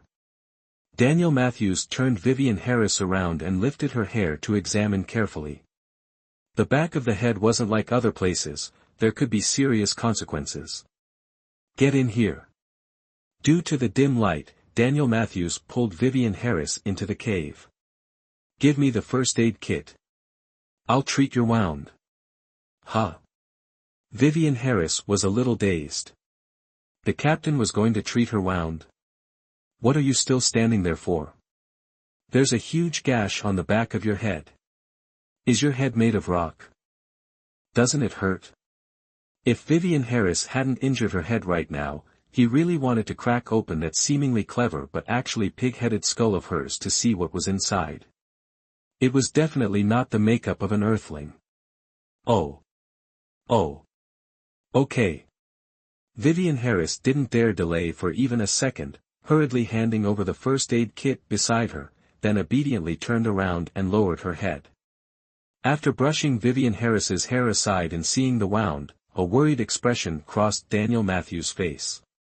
He was almost certain that it was a miracle this fool was still alive. A branch was stuck in her head, and he couldn't tell how deep it was. The key problem was that he couldn't just pull it out. Daniel Matthews couldn't help but ask her, do you feel any discomfort? No, why? Is the wound serious? It actually hurt quite a bit, but it wasn't bleeding much. So Vivian Harris hadn't realized it yet. ##### Chapter 22, deliberately currying favor with him. Daniel Matthews didn't know what to say. Better not to tell her. Lest she freak out. Holding the povidone iodine, Daniel Matthews carefully worked around the small branch, cleaning the debris around the wound, and patiently bandaged it for her. Captain, are you done? Vivian Harris's eyes were brimming with tears. She wanted to complain, Captain, could you be a little gentler? Are you cleaning a wound or deliberately trying to hurt me? Daniel Matthews handed her the bottle of iodine and scoffed, still crying. You only cry in front of me, don't you? I've seen you argue with others, you're plenty tough then.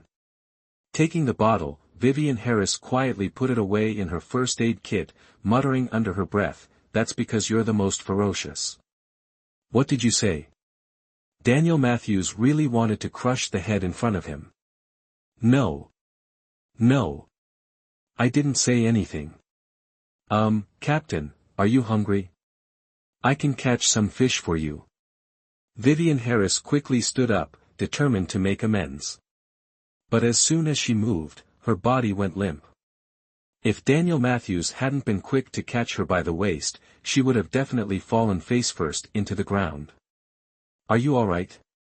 This injury didn't look good. Vivian Harris blinked, unable to articulate why, but having studied medicine herself, she suddenly had a bad feeling. Her face paled, and she gripped Daniel Matthews's strong arm. Captain, you won't abandon me, will you? What are you thinking? I asked how you're feeling. Daniel Matthews was a little bewildered. Even now, her thoughts could jump around like that. Captain, can you promise me something? Vivian Harris seemed determined to confront Daniel Matthews. You. Captain, please. All right. Tell me. It's like I'm afraid of you. Go on, tell me. Vivian Harris took a deep breath. Can you not send me away? I've worked so hard to get here. Captain, please let me stay. A flicker of emotion crossed Daniel Matthews's dark eyes. He suddenly didn't understand why Vivian Harris was so insistent on staying here. What was it about this place that attracted her so much? Seeing Daniel Matthews's silence, Vivian Harris grew even more anxious, and her anxiety made her feel like she was about to collapse. Daniel Matthews quickly pulled Vivian Harris into his arms, his eyes widening. Vivian Harris, what's wrong with you? Captain, I beg you. Vivian Harris really didn't want to go. Captain. Vivian Harris drew out her words, very weakly, a stark contrast to her previous state. All right, I'll figure something out for you. Finally, Daniel Matthews gritted his teeth and agreed. What's the matter? Vivian Harris immediately sat up with a bright smile, then lowered her head to fiddle with her fingers, saying softly, actually. I just sprained my ankle. Vivian Harris. A roar shook the forest, sending countless birds fluttering into the sky. Vivian Harris sat by the fire, head bowed like a Japanese woman. She felt like Daniel Matthews' roar had concussed her, making her head ache even more. Damn it, did she suffer internal injuries? Fine, she admitted she'd taken advantage of the situation a bit, but she could only ask Daniel Matthews for help, and only he could help her. Of course, Vivian Harris had no idea that Daniel Matthews was the one who had actually suffered internal injuries, so severe that his meridians were ruptured. Tricked by this damn brat again. Hashtag chapter 23, shut up, or I'll strangle you. Vivian Harris, frightened, added fuel to the fire. Captain. You're a war god, your word is your bond, you wouldn't lie to me, would you? Vivian Harris. Daniel Matthews glared at her, wanting to punch her out of the cave. Before the rescue team arrives, if you dare utter another word. The first thing I'll do when we get back is report to Area A, have you immediately expelled from the army. And you'll never have the chance to join any medical corps again. Vivian Harris didn't dare make a sound, quietly taking out her medicine and massaging her ankle. Sob, so unlucky. Daniel Matthews shot Vivian Harris a fierce look, then grabbed the communication device and walked out of the cave. Damn it, why aren't they here yet?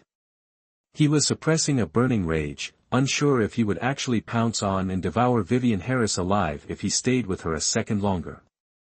Pacing irritably around the cave entrance, Daniel Matthews finally returned with some dry firewood. "Captain. Shut up. If I hear another word from your mouth, I'll strangle you." Daniel Matthews didn't look up, adding wood to the fire, the flames within him also burning fiercely. "But..." Vivian Harris froze, but if she didn't speak, she would really die. "Vivian Harris, are you really tired of living?" Daniel Matthews threw the bundle of firewood to the ground with force, sparks flying, causing Vivian Harris to cover her face and scream. "But there's a snake behind me. I'm afraid of snakes." Vivian Harris feared nothing in heaven or on earth, except snakes. Don't even mention seeing one, just the thought of them gave her goosebumps and made her itch for days. Daniel Matthews was still angry, but he heard her. With one hand, he pulled Vivian Harris into his arms, shielding her injured head with the other. Looking closely, there was indeed a rather plump rattlesnake coiled up behind Vivian Harris. It must be cold in the mountains, but warm in the cave, so it came out to bask in the heat. The rattlesnake, with its naturally large eyes, stared at the man and woman in front of it, flicking its tongue. A man with a weapon at the ready, truly badass. Daniel Matthews felt irritated. Could things get any more troublesome? Vivian Harris's skin crawled with fear. Being held by Daniel Matthews like this, while her whole body itched to the point of numbness, she finally couldn't stand it and fidgeted in his arms. "Don't move." The rattlesnake's venom was potent. Daniel Matthews, about to use the torch to drive the snake away, felt a strange sensation surge through him as Vivian Harris squirmed. "But I'm itching." Vivian Harris shuddered in fear. She was truly itching terribly. "If you move again and get bitten, don't say I didn't warn you." Daniel Matthews growled above Vivian Harris's head. The rattlesnake, seemingly sensing Daniel Matthews's hostility, almost immediately bared its fangs in a show of force, its long tail rattling. Daniel Matthews instantly went on high alert. He quickly snatched a burning branch from the fire and threw it at the rattlesnake, simultaneously scooping Vivian Harris up and moving her away from the snake's striking range. The rattlesnake, hit by Daniel Matthews with such force that it foamed at the mouth, thrashed its tail against the ground, turned, and slithered its fat body away. Chapter 24, Ah! Let me go. Before leaving, it didn't forget to turn its head back and open its mouth once more, revealing its gleaming fangs in a provocative display. A moment later, Vivian Harris, having reached her limit, said, "Is it gone? Is it gone?" "No, no. I'm really itching to death." As he spoke, Daniel Matthews hastily removed his hand from around Vivian Harris's waist. Stepping back, Daniel Matthews felt his heart skip a beat. He had to admit, this fool's waist was truly tiny. He remembered this fool wearing a lot of clothes, layer upon layer. It seemed like beneath the camouflage outfit, there was a yellow SpongeBob SquarePants shirt. Suddenly, Daniel Matthews's face darkened further. Damn it, why did he remember such things? Meanwhile, Vivian Harris hopped and skipped, bouncing up and down as she scratched all over her body. Ah! Damn it! How could she forget? Weren't these mountains teeming with these kinds of snakes? This is crazy, absolutely crazy. Plunged into an endless vortex of suffering, Vivian Harris had now completely entered a state of self-imposed lockdown.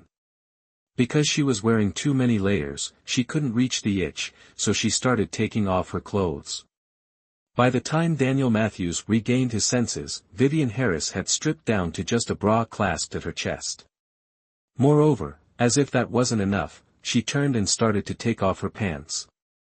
Daniel Matthews stared, dumbfounded. Heavens, what was she planning to do? Stop, Vivian Harris, do you know what you're doing? Stop.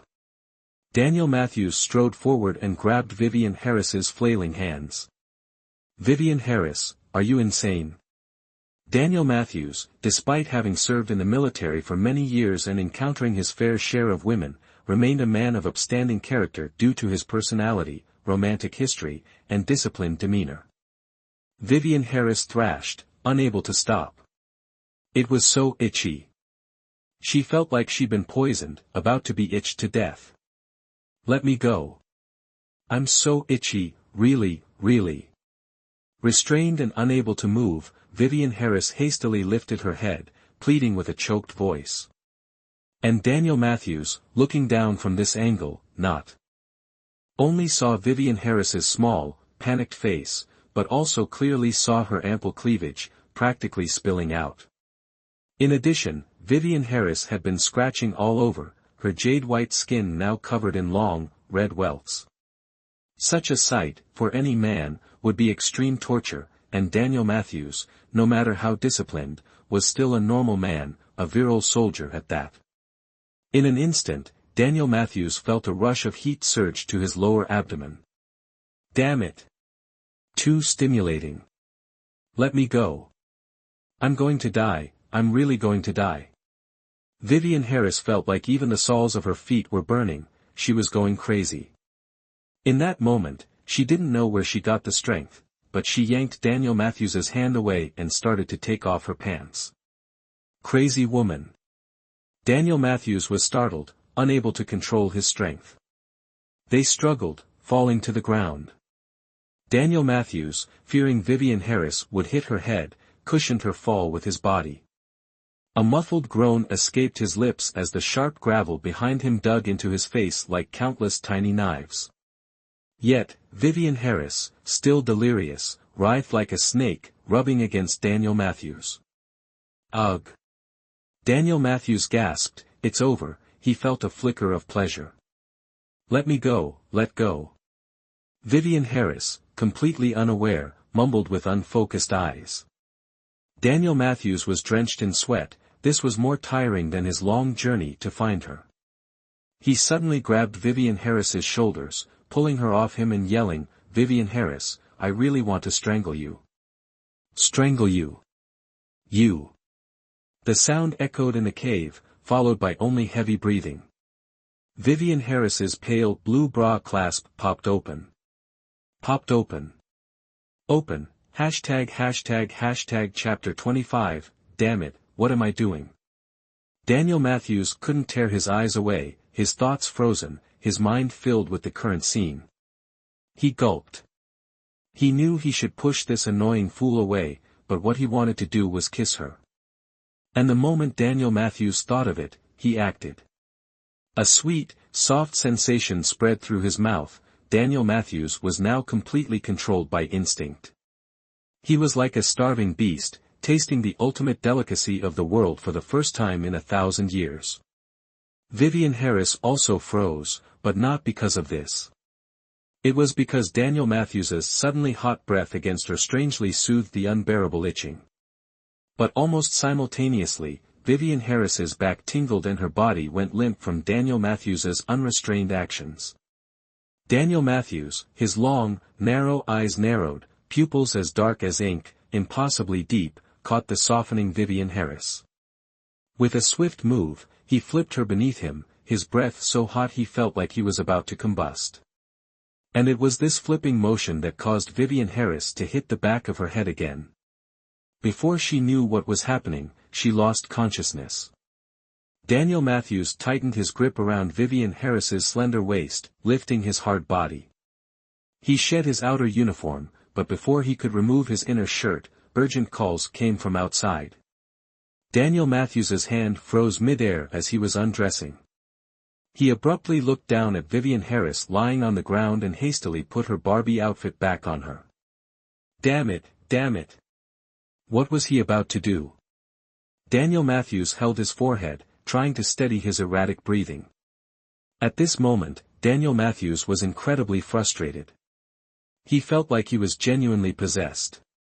A long time later, Daniel Matthews got up and left the cave.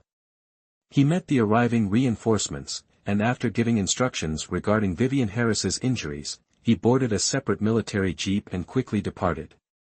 In the hospital, Vivian Harris remained unconscious. After 2 hours of surgery, the branch lodged in the back of her head was successfully removed. Fortunately, the human skull is very strong. Although the branch penetrated about 1 centimeter, Vivian Harris was truly lucky.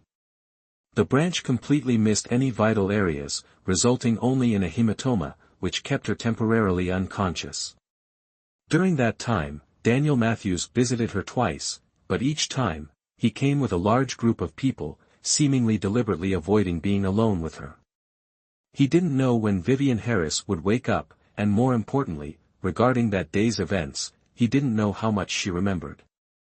In short, it was a very awkward situation. At the same time, Vivian Harris's incident caused a stir in the military hospital, with all sorts of rumors running rampant. But the military hospital's final decision was to discharge Vivian Harris. However, at this point, Daniel Matthews took an unexpected action. Not only did he use forceful tactics to get his superiors to overturn Vivian Harris's discharge, but he also requested Chief Trent to adjust her duties. The entire unit was in an uproar. What was going on? Was Daniel Matthews covering for someone? This act of abusing his power for personal gain was unbelievable to everyone, but even Daniel Matthews didn't know why he did it. It was as if he was trying to make amends for something, but more than that, he couldn't stand idly by and watch Vivian Harris leave.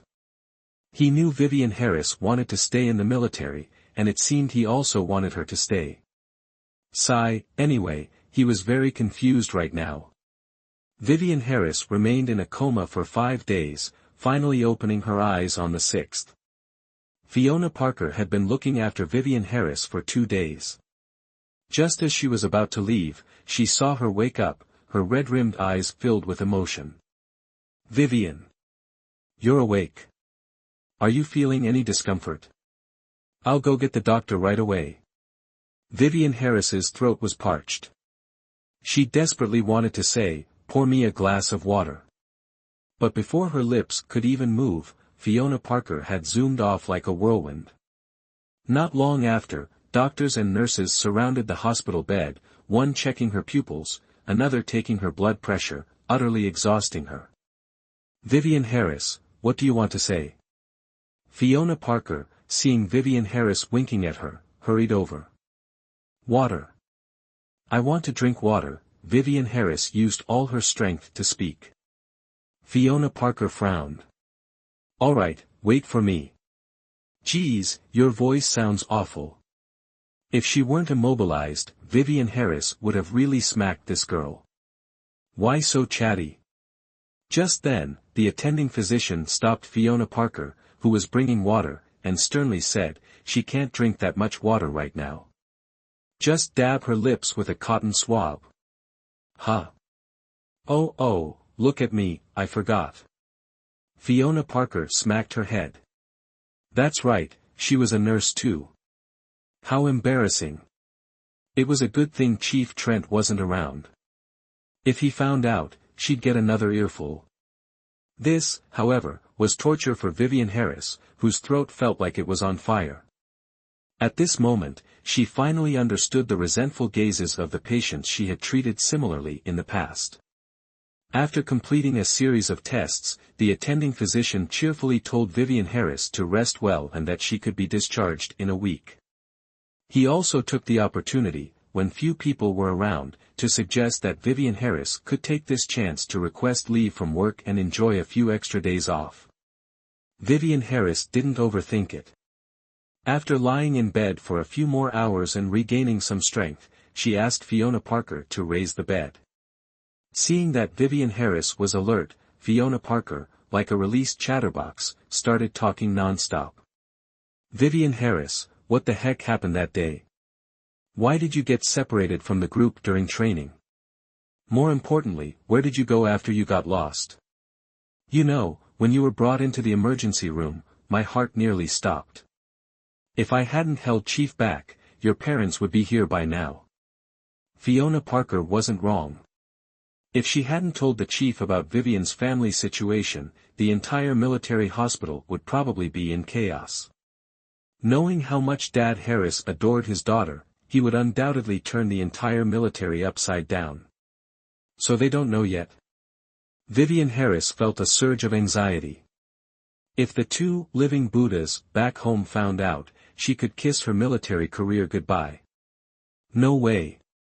But the chief said that something this big happening to you couldn't be kept from your family, so he finally listened to me and told your mom a little bit.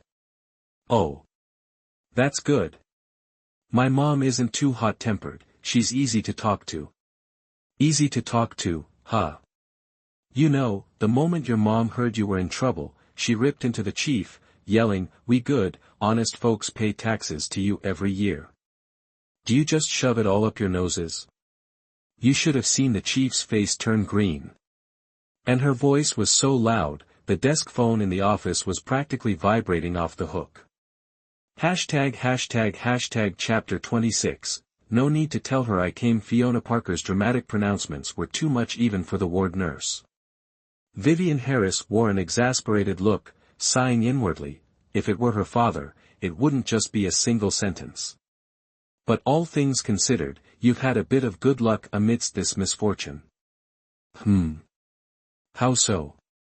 The chief said, once your injuries heal, you can return to your old position, you finally don't have to work at the reception desk anymore. Vivian Harris blinked, momentarily unable to process what was happening. Fiona Parker shrugged. Hey! Don't look at me, the whole hospital finds it hard to believe, all right? But according to a reliable source, this time, it was Captain Matthews himself who gave instructions to our hospital's leadership. You can't disrespect the higher-ups, gotta respect the Buddha too, right? You've really stepped in dog shit. Are you serious? I really don't have to leave the army.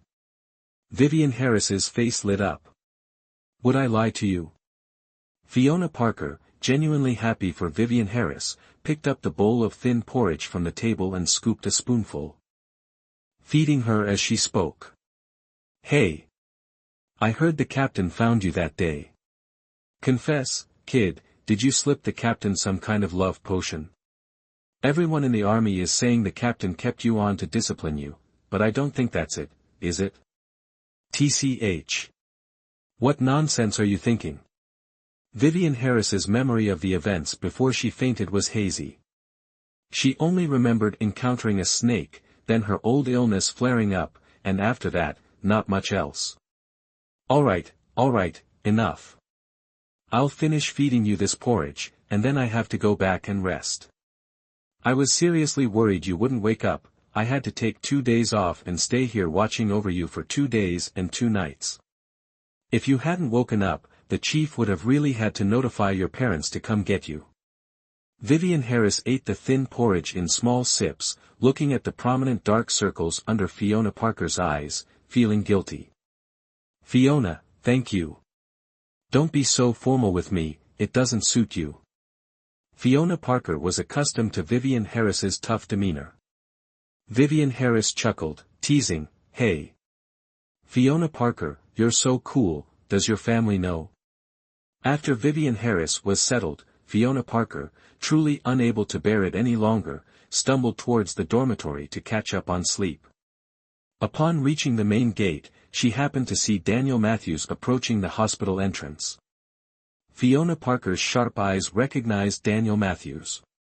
Seriously, a dazzlingly handsome man like that, she could recognize him even if he were turned to ashes. Captain Matthews. Are you here to visit Vivian again?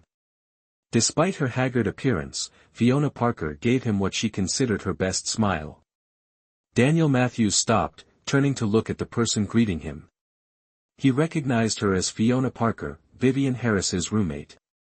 He didn't actually know Fiona Parker, but having seen her caring for Vivian Harris during his 2 visits to the hospital, he had some impression of her, vaguely remembering her presence. Hello. Captain, you arrived just in time, Vivian just woke up. Fiona Parker cheerfully reported to Daniel Matthews. Humph. That devil Vivian Harris, still saying nothing happened. She's barely awake, and people are already rushing to the hospital. Sigh. Too bad, why don't I have such good fortune? Oh. She's awake. Actually, upon hearing the news of Vivian Harris awakening, Daniel Matthews didn't feel happy, because it meant he had to face her. Yes. She just woke up a little while ago. I gave her some thin porridge. I've been looking after her for 2 days, I really can't take it anymore, so I was about to leave. All right. You can go then. I'm going to visit a comrade, I'll visit her later. Daniel Matthews nodded to Fiona Parker, then turned and walked into the inpatient area. Fiona Parker looked at Daniel Matthews' straight back, feeling a bit puzzled. Could I really be wrong? But how could it be such a strange coincidence? Sigh. Oh well. Better to go home and sleep than to worry about other people's business. Instead of meddling, I might as well find myself a fella. It's just. Boo-hoo. Oh, heavens. Grant me a handsome man.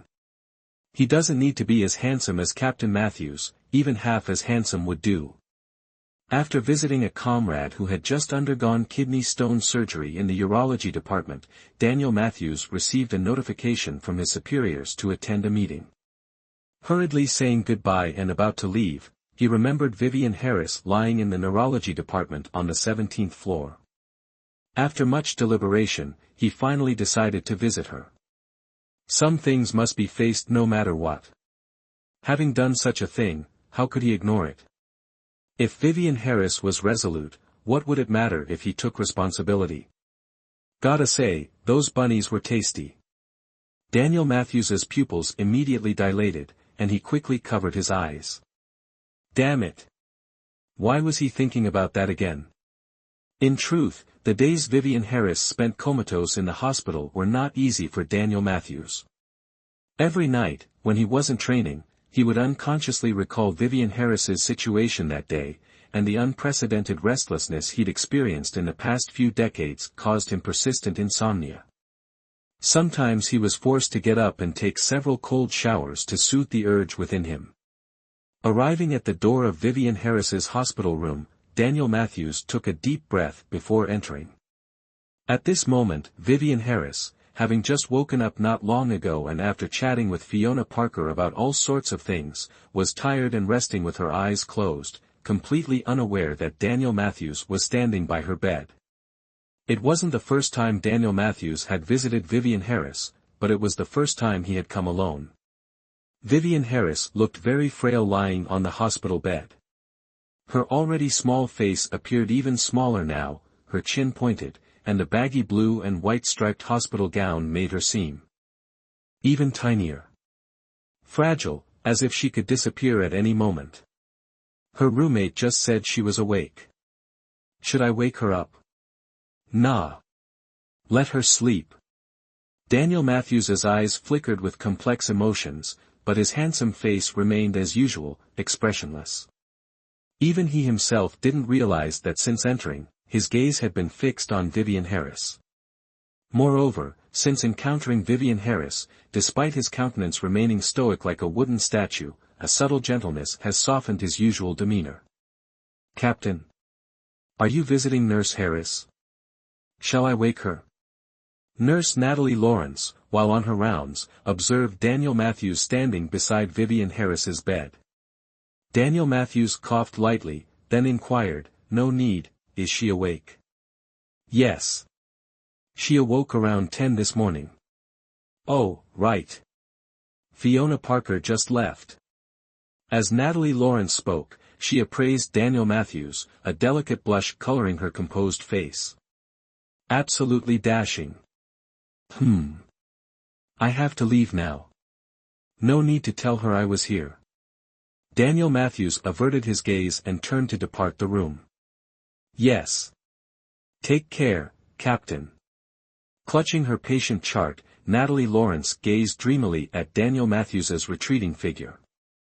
Hashtag Chapter 27, How can someone be this handsome? Sigh, how can someone be this handsome? Ugh. It's unbearable. Glancing back at Vivian Harris, now slumbering once more, she sighed, "What a shame, such a fine cabbage, snatched by a pig.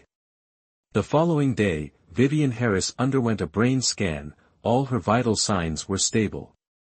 Throughout the hospital, everyone rejoiced at Vivian Harris's improbable luck. 1 centimeter. She's completely fine.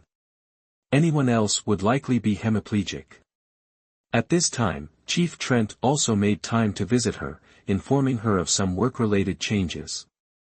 Naturally, a reprimand was unavoidable. Fortunately, Chief Trent, considering Vivian Harris's still healing injuries, kept the scolding brief, otherwise, her transgression wouldn't have been so easily dismissed. After enduring until everyone finally departed, just as Vivian Harris thought she could finally breathe a sigh of relief, Sarah Wong arrived. Vivian Harris rolled her eyes. Damn it, she's the last person I want to see. What's wrong? Not happy to see me? Sarah Wong, observing Vivian Harris's expression, deliberately posed the question. Vivian Harris smirked, displaying a distinct lack of cordiality. Sarah Wong, unfazed, chuckled. Vivian Harris's behavior, in her eyes, could only be described as childish. You're incredibly lucky. A branch impaled your neck, yet you're unscathed. You should apply for a Guinness World Record. Upon hearing this, Vivian Harris let out a cold laugh. Hey! Sarah Wong, are you that bored? Do you feel uneasy if you don't taunt me at least twice a day?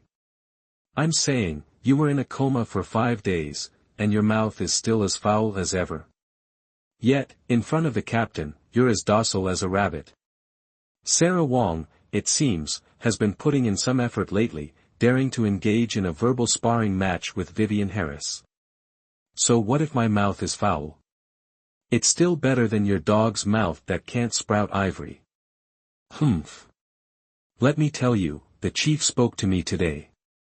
I've been reinstated to my previous position. Now we're equals, so don't look down on me. Are you kidding? Does Vivian Harris look like the type of person to let someone take advantage of her? You. Sure enough, Sarah Wong's sore spot had been poked. Vivian Harris raised an eyebrow, her expression contemptuous. You know what? I've met plenty of despicable people, but someone like you, truly a first.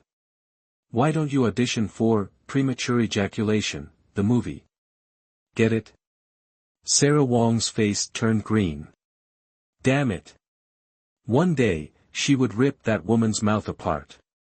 Turning around, Sarah Wong stormed off, forgetting her original purpose for coming today. And what did she come here for? Certainly not to be scolded by Vivian Harris. She originally intended to tell Vivian Harris that Daniel Matthews had a fiancé, telling her not to have unrealistic fantasies, thereby directly deflating Vivian Harris's morale. She just never dreamed she'd be so miserably defeated again. In the late afternoon, after finishing training, Ryan Lewis brought a basket of flowers and a few teammates to visit Vivian Harris. Vivian Harris was very happy because Ryan Lewis was very lively, so she especially enjoyed chatting with him. Of course, she didn't know that Ryan Lewis had frequently visited her while she was in the hospital. The implications of which went without saying. The other soldiers, seeing Ryan Lewis's attentiveness, boisterously urged Vivian Harris to just pair up with him already. Making even someone as strong as Vivian Harris blush a little. And in Vivian Harris's opinion, Ryan Lewis was also very good, at least much easier to get along with than that Daniel Matthews. In the end, it was Ryan Lewis, seeing Vivian Harris's discomfort, who shooed his teammates away, leaving the room and giving Vivian Harris a quiet space. Vivian Harris breathed a sigh of relief, collapsing onto the bed, utterly exhausted. A week later, Vivian Harris recovered quickly, and after passing all the departmental checks, she was discharged from the hospital. As soon as she returned to the dormitory, Vivian Harris rummaged through her belongings, causing Fiona Parker, who followed her in, arms laden with gifts, to look at her with a puzzled expression. Vivian, what are you doing? What are you searching for as soon as you get back? Vivian Harris, still rummaging, replied, didn't you tell me at the hospital that they brought back all my stuff from the field training exercise? Where did you put it? On the balcony. It was all covered in mud. I haven't had time to wash it for you with taking care of you these past few days. Fiona Parker put down the gifts and went to the balcony to retrieve Vivian Harris's things. Here. It's all here. Vivian Harris hurriedly rummaged through the pile, finally pulling out a large camouflage uniform. Thank goodness, this uniform is still here. Fiona Parker, seeing Vivian Harris squatting on the floor, hugging the uniform and grinning foolishly, asked, "Isn't that uniform in your hands yours?" "Yeah. It's Daniel Matthews's." "Why?" "Huh." Fiona Parker stared at her, dumbfounded. Vivian Harris glanced at her and said, "What are you thinking? I told you it wasn't like that." "Then why are you still keeping his uniform?" "I told you, I threw up on him because of car sickness that day, so I want to wash it and return it to him, and thank him at the same time." Vivian Harris wasn't sure if Daniel Matthews would accept her thanks. But this was the bare minimum of courtesy. After all, he had saved her in a moment of danger. "Oh, really?" Fiona Parker smirked, her tone sly as she poked Vivian Harris. "Damn you, Fiona. I told you it wasn't like that. Do you want to die?" Vivian Harris jumped up, flinging the shirt in her hand at Fiona Parker. "Whoa there. What did I say? What did I say?" "Fiona Parker. Do you want me to knock you dead?" "Come on then. Come on then." The two crazy girls caused a ruckus in the dormitory. After a day of cleaning, Vivian Harris finally got everything settled in the dormitory and at work. Although Director Trent had offered her time off to recover, Vivian Harris was adamant about making up for her mistake, and Director Trent finally agreed to let her work whenever she could. Standing in front of the hospital gate, Vivian Harris stretched comfortably, humming. Mission accomplished, time to give thanks. But she'd heard Daniel Matthews had been in meetings all week, seemingly very busy. She'd try her luck. So, Vivian Harris grabbed the camouflage outfit and headed straight to Daniel Matthews' dormitory.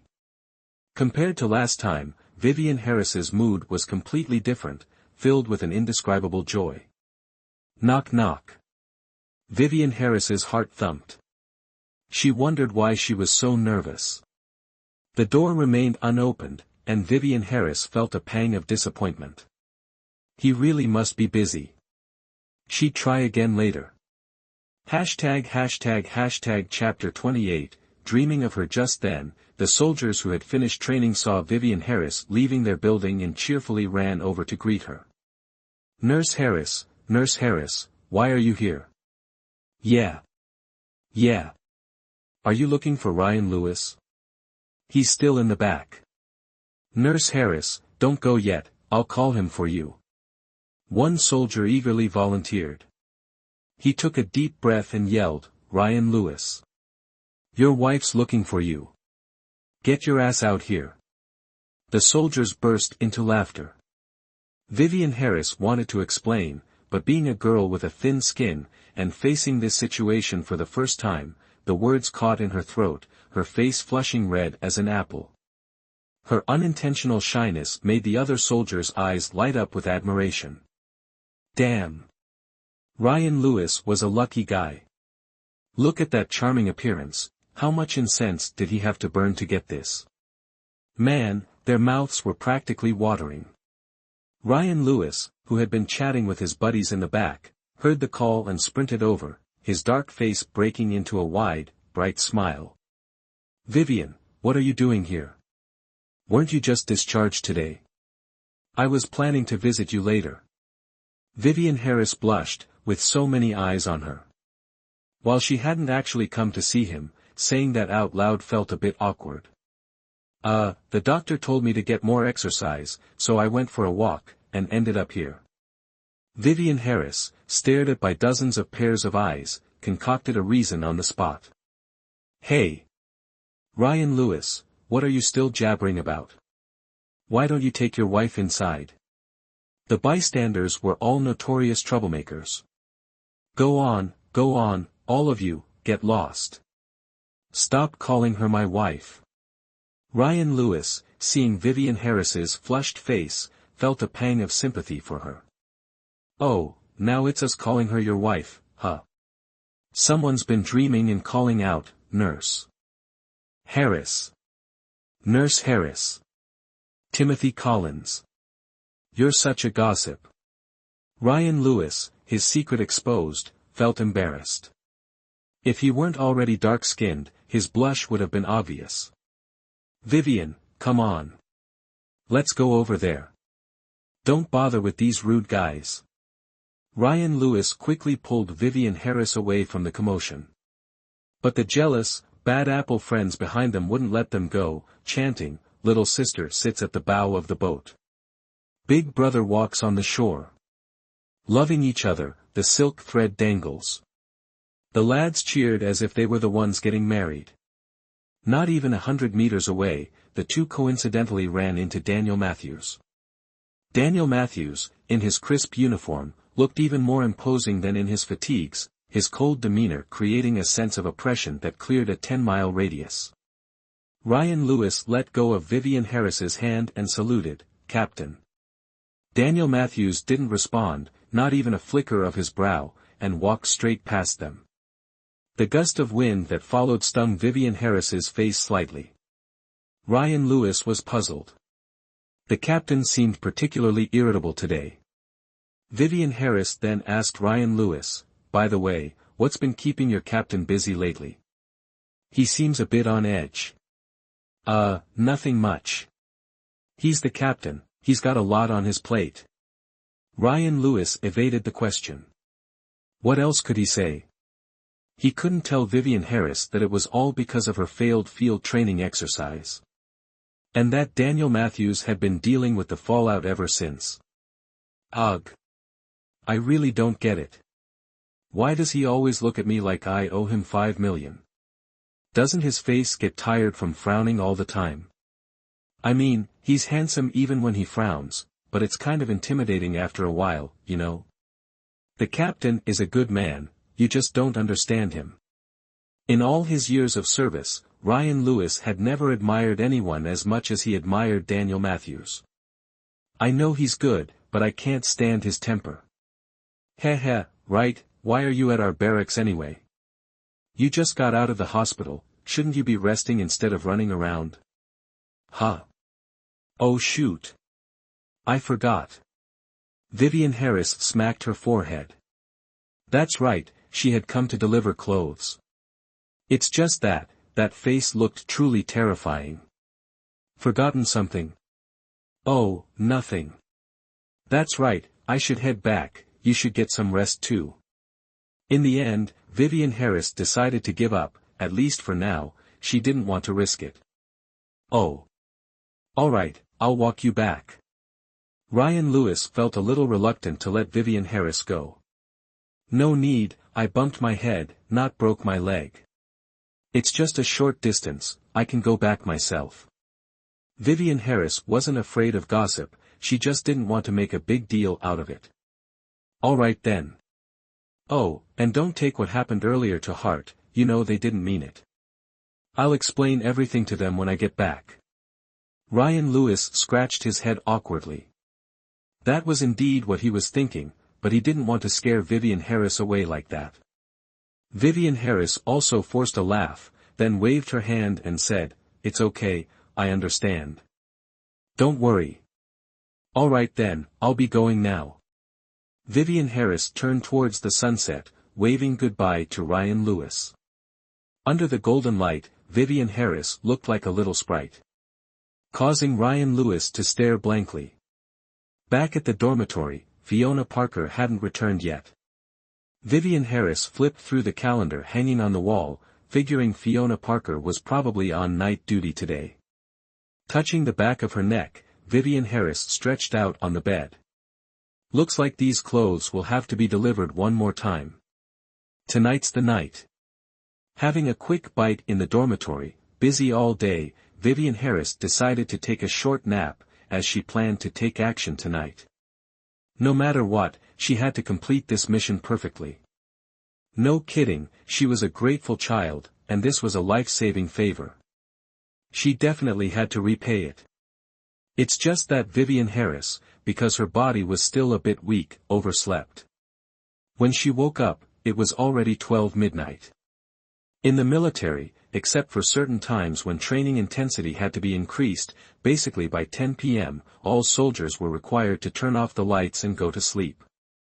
Because their wake-up time each morning wasn't fixed. Vivian Harris sat on the bed with the urge to claw at her face.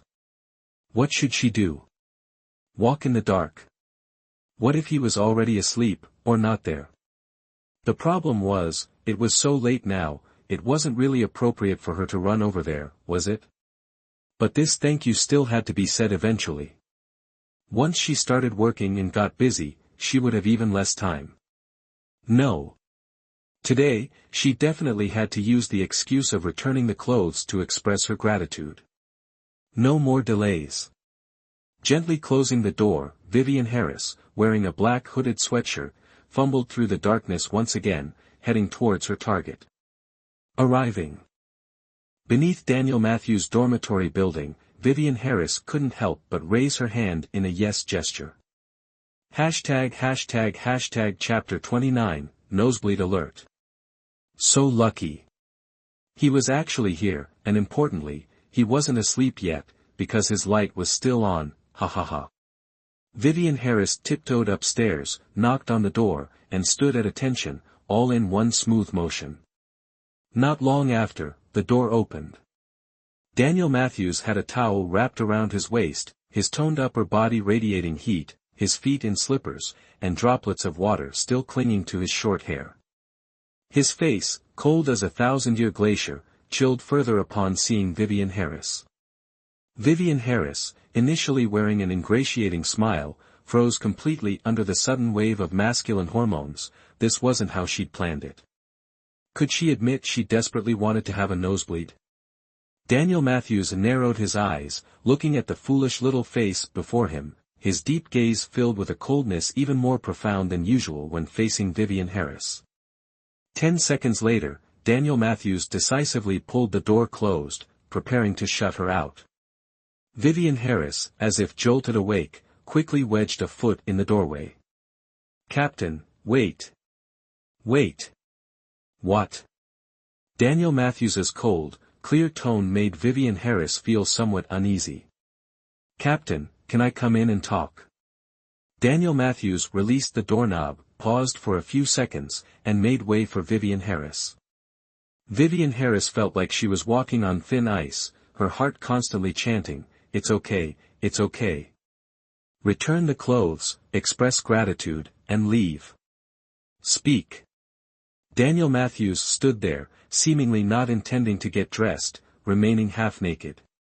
Certainly, Daniel Matthews's physique was magnificent, but Vivian Harris didn't dare to look too much. Although things hadn't gone as planned, she'd at least managed to see him. Vivian Harris, extremely nervous, darted her eyes around, unsure where to look. Captain, perhaps you should put on a shirt. Are you going to speak or not? If not, get out. Daniel Matthews lost his patience, his tone becoming harsh. Vivian Harris quickly lowered her head, then presented the bag of clothes, taking a deep breath before saying, Captain, I actually came to return your clothes. This is the outfit from last time, I've washed and mended the tear. Also, thank you for saving my life that day. I'll definitely work harder from now on. Daniel Matthews glanced at the bag in Vivian Harris's hands, making no move to take it, and strode irritably to wipe the water from his hair. I understand. Leave it by the door. You can go now. Huh. Vivian Harris immediately looked up, disbelieving. However, she was met with Daniel Matthews's incredibly captivating, wheat-colored back. Stifling another gasp, Vivian Harris felt like she was about to have a brain aneurysm and finally resigned herself to obey. All right. But the moment she turned, Vivian Harris felt incredibly stupid. Why had she insisted on personally returning his clothes and thanking him? He clearly didn't care about her at all. The more she thought about it, the more frustrated Vivian Harris became, her pace quickening. Pretentious jerk. Humph. Serves him right for being a 30-year-old virgin. I curse his girlfriend to eternal virginity. They say good begets good, evil begets evil, retribution will come, it's just a matter of time. Vivian Harris, still fuming, stepped into a puddle, her foot slipped, and she fell flat on her back. Ah! Thump! Another glorious sacrifice. Daniel Matthews, having only just walked 2 meters away, heard Vivian Harris's shriek and ran back, but it was too late. Vivian Harris finally experienced what it meant to be worse off than dead. Daniel Matthews hastily scooped her up from the floor and placed her on his bed. Vivian Harris? Vivian Harris? Wake up! Wake up! Vivian Harris, already injured at the back of her head, now suffered further injury from this impact. Although she didn't lose consciousness this time, she wasn't much better, feeling drugged and disoriented. Wake up! Wake up! Daniel Matthews slapped Vivian Harris's face hard, his hand anything but gentle, reddening her cheek within 2 slaps. With her head and face throbbing, Vivian Harris couldn't feign unconsciousness any longer. She shielded her face and weakly protested, "Stop hitting me. You're hurting me." Daniel Matthews, finally breathing a sigh of relief, immediately reverted to his icy demeanor. "If you're all right, then leave. Don't keep coming here. Have some self-respect." "I have something." "Oh, so dizzy. Oh God, so dizzy, is it a concussion? Do you have something or not?" In Daniel Matthews's eyes, this girl was clearly babbling. "I think I'm okay." With that, Vivian Harris tried to sit up, but her body went limp, and she fell back, startling Daniel Matthews into catching her. Damn it! Is she determined to knock herself silly? Fine, just lie down here for a bit. Daniel Matthews was utterly exasperated. No, no. I have to work tomorrow. I'm fine, Captain, I can go back myself. No way was Vivian Harris staying. If she fell asleep, she'd be in even more trouble. But after 3 attempts, Vivian Harris couldn't even sit up, let alone get out of bed, pushing Daniel Matthews completely over the edge. "Vivian Harris, I'm warning you, if you want to die, do it somewhere else, not in my room." Vivian Harris, her face a mask of misery, looked around the room and saw only one bed. Figuring it was getting late, she resigned herself to scooting over and whispered pathetically, "Sorry, Captain, I'll just lie down for a bit. I won't take up much space. I'll leave as soon as I feel better." Yet, Vivian Harris's meekness only further ignited Daniel Matthews's fury. Daniel Matthews yanked Vivian Harris off the bed and dragged her towards the door, his violent actions truly infuriating. "Daniel Matthews. Are you crazy? Ow. That hurts. Damn it. You told me to lie down. Ow, my skin's about to peel off. Bastard, let go. I can walk myself. Let go." Vivian Harris immediately hooked her foot around the bed leg, determined not to let this guy throw her out like this, again. Damn it, anyone who didn't know would think we were doing something in here. Daniel Matthews, unable to pull Vivian Harris, bent down and picked her up, in a position that clearly indicated he was going to throw her out. Vivian Harris was furious. Damn it. Does he think I'm Hello Kitty just because I don't roar? She reached out and slapped Daniel Matthews across the face. What are you doing? You told me to lie down. If you're not happy, just say it. As the captain, how can you be so rude? Daniel Matthews, already irritated, completely lost his reason after being slapped. He bent down, captured her red lips, and bit hard into Vivian Harris's lip, forcing her mouth open as his tongue roughly plundered within. Hashtag Chapter 30, It Hurts, My First Kiss. At this moment, Daniel Matthews was beyond reason.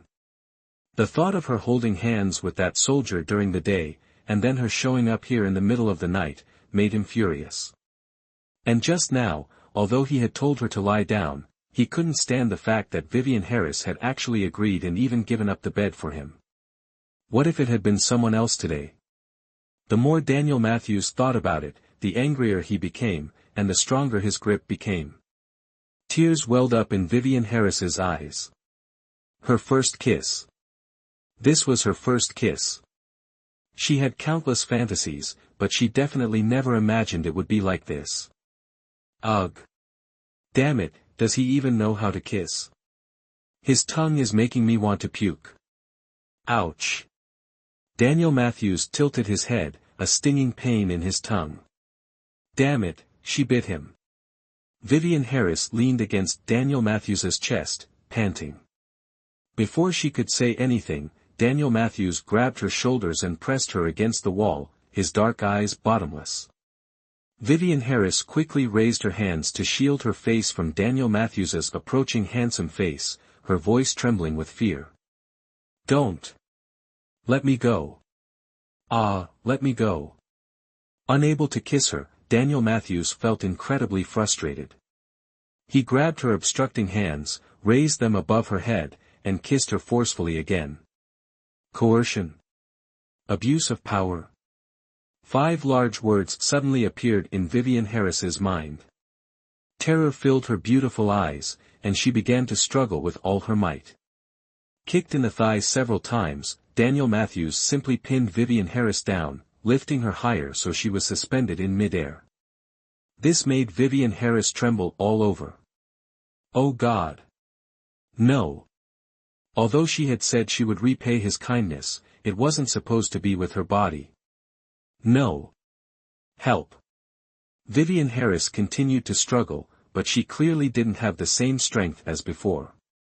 Suspended in midair with no support, she couldn't exert any force, and her struggles inadvertently became an alluring invitation. In a blink, Daniel Matthews pressed closer against Vivian Harris, who was beneath him. Daniel Matthews groaned against Vivian Harris's lips, a tingling sensation like an electric shock coursing through him, making it impossible to stop. Glancing at Vivian Harris, his movements on her lips softened, no longer rough but tender, like a man in love, and the woman before him was the one he cherished most. Caressing, licking. Meticulously stroking. Vivian Harris trembled more intensely, the strange sensation causing her to involuntarily raise her legs and wrap them around Daniel Matthews's waist. Her bright red lips, which had been tightly sealed, now let out involuntary moans. Vivian Harris felt dizzy, her body burning, her vision blurring. So numb. Vivian Harris felt all sensation leave her mouth, she didn't even know what she was doing. In her daze, she mimicked Daniel Matthews's movements, responding in kind. For a moment, Daniel Matthews almost growled. Vivian Harris. Daniel. Matthews's hoarse, lust-filled voice brushed past Vivian Harris's ear. Vivian Harris blinked, her eyes filled with a distinctly feminine allure. Vivian Harris. Daniel Matthews's hand, at some point, had slipped inside her black hoodie, his calloused fingers tracing the delicate curve of her spine.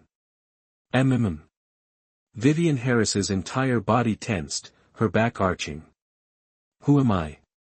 Daniel Matthews wouldn't let her go, his burning kisses lingering on her neck, and in the moment of her hesitation, he left his mark. Don't! Vivian Harris winced in pain, but Daniel Matthews held her too tightly, she couldn't stop him, couldn't escape. Daniel Matthews's eyes were bloodshot. Vivian Harris. Vivian Harris's gaze was hazy, slightly unfocused. She couldn't answer, the sensations were too foreign, yet they filled her with both shame and pleasure. That lost, vulnerable look shattered the last of Daniel Matthews's self-control. Daniel Matthews, you can't do this. You're the captain, you have a position, you can't do this.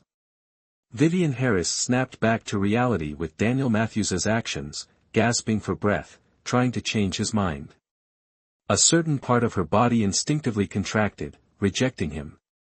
Daniel Matthews, this is the army barracks.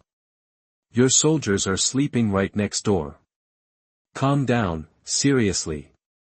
The army, it's sacred, you can't do this kind of thing here. Shut up. Without being sacred, where would the soldiers come from? Daniel Matthews was drenched in sweat. Oh my God. What kind of twisted, reality-defying logic is this? Captain, no, that obvious obstacle made Daniel Matthews pause, but it also filled him with a deep satisfaction. This was what every man longed for, what drove them wild. By now, Vivian Harris was in too much pain to speak. As a medical student, she knew the first time would hurt, but damn, why hadn't anyone told her it would hurt this much? Light kisses fell like rain, and Daniel Matthews was also reaching his limit. He had intended to let the small girl in his arms adjust a little more, but he truly couldn't hold back any longer. Vivian Harris gasped, cursing Daniel Matthews for generations to come in her heart. Bastard. Beast. Much later, when Vivian Harris recalled this night, it was while she tearfully warned her daughter never to do this kind of thing, like a lamb walking into a tiger's den. It was too bitter. In the morning, thin rays of sunlight pierced through the curtains, tiptoeing across the room. Vivian Harris was so tired she couldn't lift a finger, her mind blank. What was this?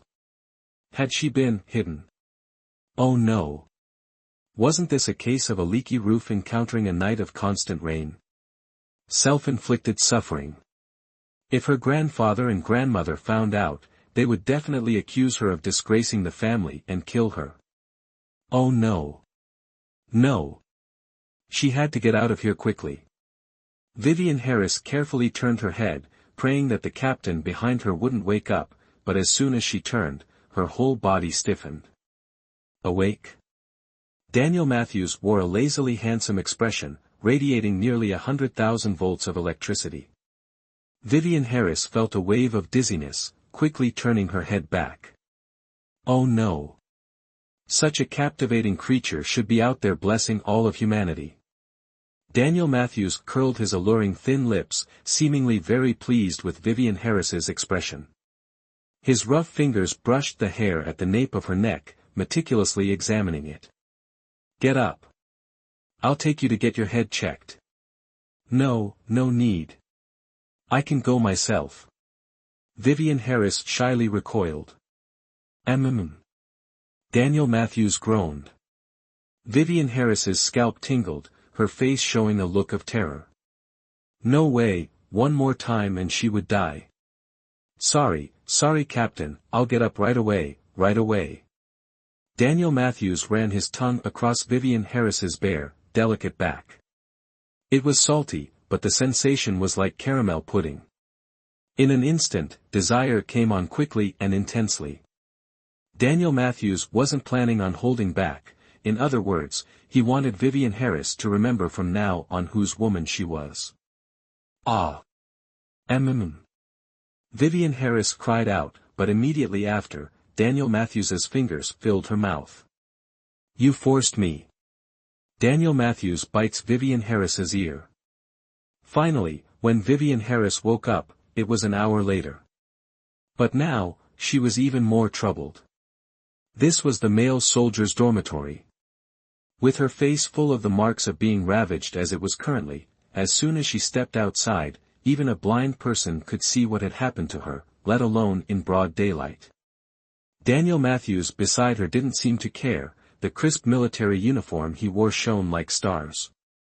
Putting on his military cap, Daniel Matthews looked at Vivian Harris with a refreshed expression. What are you still standing there for? Not going. Vivian Harris pulled her hoodie over her head, clutching her waist and muttering, beast in uniform. Fortunately, at this time, there weren't many people in the dormitory. Vivian Harris's greatest fortune was wearing this hooded sweatshirt. Otherwise, she truly wouldn't have the face to see anyone. Daniel Matthews stared at Vivian Harris, shrinking before him like a thief, a flicker of warmth appearing on his cold face. Tugging at his uniform sleeve, if things had come to this, perhaps he should consider his next steps. Walking through a birch forest, seeing Daniel Matthews still slowly following her, Vivian Harris felt so anxious she wanted to vomit blood. Past this point is the hospital building, Captain. You're busy with 1,000 things, so go back. Daniel Matthews naturally saw through Vivian Harris's little thoughts. Do you feel wronged? Huh? No. Not wronged, not wronged. Vivian Harris was sweating like a waterfall. Damn it. So what would he consider wronged? I'm not worthy of you. Daniel Matthews slightly raised his chin, looking down. Vivian Harris shuddered. No. It's not. So you think I slept with you for free? Pfft. So, Captain, tell me, what do you think? So, can you stay the night? Vivian Harris felt she must be too badly injured and hallucinating. Give me your hand. Daniel Matthews extended his hand towards Vivian Harris. What for? Vivian Harris warily hid her hands behind her back.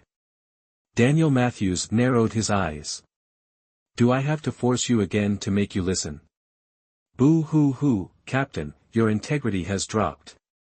Vivian Harris almost immediately held out both hands, just short of rolling over and barking, woof. The corner of Daniel Matthews's mouth twitched up. Good. Very obedient.